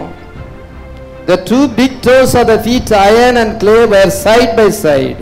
We are at the end of all. நம்ம இப்பொழுது கடைசி நேரத்தில் வந்திருக்கோம். கோல்டு பாபிலோன் 605 539 வரைக்கும், சில்வர் மேடியன் பெர்சியன்ஸ் 539 332 வரைக்கும், பிராஸ் வெண்கலம் வந்து கிரேக்க நாடு, கிரேக்க ராஜ்யம் 332 63 BC வரைக்கும், அயன் வந்து 63 BCல இருந்து 476, அதன் பின்பு 600 போப்பு ராஜ்யமாக தொடர்கிறது. இப்பொழுது 4th kingdom iron and clay. Iron and கிளேல இருக்கிறோம். அது ஒரு பங்கு வந்து உரமாகும், ஒரு பங்கு பலவீனமாக இருக்குது. ஒருவரோடு ஒரு சம்பந்தம் கலப்பார்கள், ஆனால் அன்பு ஏற்படாது, ஐக்கியம் ஏற்படாது. இவ்விதமான ஒரு காலத்தில் நம்ம இருக்கும் பொழுது அருமையானவர்களே, நம்ம என்ன நினைக்க வேண்டியதாக இருக்கிறது என்றால், அவங்க ரோமன் கத்தோலிக் தங்களுடைய ஐடியாலஜி, தங்களுடைய மத கொள்கைகளை உலகமெங்கும் கொண்டு சென்று விட்டார்கள். ஹாஸ்பிட்டல், அங்கே காலேஜ், ஹாஸ்பிட்டல் எல்லாத்தையுமே ஏற்படுத்தி உலகமெங்கிலும் மதத்தை கொண்ட எஜுகேஷன் மூலமாக தங்களுடைய மதத்தை பரப்பி pagan Rome became RC church. கடைசியில் அது உபத்திர காலத்தில் போயிட்டு எல்லாரையும் கொலை செய்யும். மகா உபத்திர காலத்தை ஏற்படுத்தும் பொழுது நம்ம இங்கே இருக்க மாட்டோம். ஹல்லேலூயா. கர்த்தர் நம்மளை மேல கொண்டு செல்வார். ஹல்லேலூயா.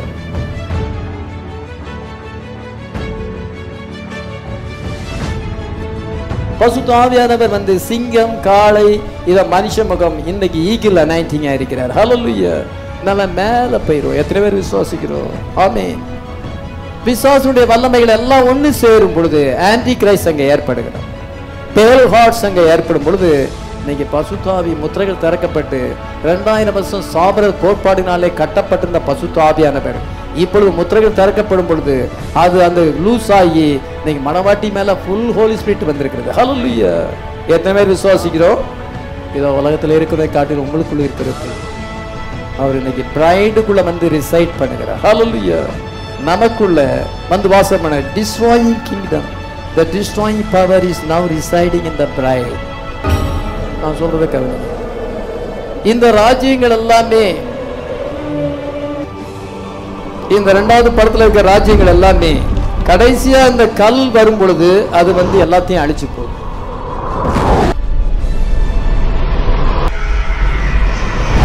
அந்த கல் இப்ப எங்க இருக்கு? உங்களுக்குள்ள இருக்கு. ஹல்லேலூயா. அந்த கல் என்னது? தேவனுடைய ராஜ்யம். It's the kingdom of God. Kingdom of God எங்க இருக்குது? the heart of the bride. இயேசு கிறிஸ்து என்ன சொல்றார்? 21. இதோ இங்கே என்றும் அதோ அங்கே என்றும் சொல்லப்பட்டிருக்கும் ஏது விராது, இதோ தேவனுடைய ராஜ்யம் உங்களுக்குள் இருக்கிறதே என்றார். இதோ தேவனுடைய ராஜ்யம் உங்களுக்குள் இருக்கிறதே. behold the kingdom of God is within you. அது உங்களுக்குள்ள இருக்கிறது. இந்த ஸ்டோன் வந்து நமக்குள்ள இருக்குது. இந்த ஸ்டோன் வந்து கிரைஸ்ட். அது கிங்டம் ஆஃப் காட் இன்னைக்கு நமக்குள்ள இருக்கும் பொழுது இந்த ஸ்டோன் தான் எல்லாத்தையுமே நொறுக்கி போடுது. ஹல்லேலூயா. எல்லா ராஜ்யங்களையும் நிர்மூலமாகும். அப்படி அந்த எல்லா ராஜ்யங்களையும் அழிக்க வல்லமையுள்ள ராஜ்யம் உங்களுக்குள்ள இருக்கும் பொழுது உங்களுக்கு முன்பாக யார் எதிர்த்து நிற்க முடியும்? ஆமென். Who can stand before you? If the kingdom of God is in you, தேவனுடைய ராஜ்யம் உலகத்தின் ராஜ்யங்கள் எல்லாம் அழிச்சு போடும். அந்த ராஜ்யம் இன்றைக்கு நம்முடைய இதயத்தில் இருந்தால் நமக்கு விரோதமாய் இருப்பவன் யார்? Hallelujah. No power in heaven and in earth stand before the kingdom of God. இதோ எந்த வல்லமைகளும் உலகத்தில் இருக்க பொலிட்டிக்கல் ரிலிஜியஸ் டெமனிக் பவர் வந்து தேவனுடைய ராஜ்யத்துக்கு விரோதமாய் நிற்க முடியாது. எத்தனை பேர் விசுவாசிக்கிறோம்? எல்லா பவரும் ஒன்னா சேர்ந்து பேல் ஹார்ட்ஸா மாறும் பொழுது, இன்னைக்கு ஒவ்வொரு காலத்திலையும் ஒரு பர்சன் ஸ்பிரிட்டை கொடுத்தவர், இன்னைக்கு முத்திரைகள் திறக்கப்பட்டு எல்லா ஹோலி ஸ்பிரிட்டும் நமக்குள்ள வரும் பொழுது நம்ம எப்படி எதிர்க்க முடியும்? எத்தனை பேர் விசுவாசிக்கிறோம்? உலகத்தில் இருக்கிறதை காட்டிலும் உங்களுக்குள்ள இருக்கிறவர் பெரியவர். Hallelujah. We got the power in the name of the Lord. Hallelujah. We cannot be defeated. Hallelujah. Sign of Messiah வந்திருக்கு. இஸ்ரவேல் ஜனங்களுக்கு அவர் மேசியாவின் அடையாளத்தை கொடுத்தார். இன்றைக்கு ஆண்டவர் சைன் ஆஃப் மெசையா ஒரு தீர்க்கதரிசி மூலமாக மேசியாவின் அடையாளம், மேசியா வரப்போகிறார், ராஜ்யத்தை ஸ்தாபிக்கப் போகிறார். ஹல்லேலூயா. அவருடைய ராஜ்யம் என்றென்றைக்கும் உள்ள ராஜ்யம். அந்த ராஜ்யம் எனக்குள் இருக்கும் பொழுது எப்படி உலகத்தின் ராஜ்யங்கள் என்னை மேற்கொள்ள முடியும்? We got power in the name of the Lord Jesus. Hallelujah. We cannot be defeated. நம்மலாம் ஜெபிக்கிறோம்.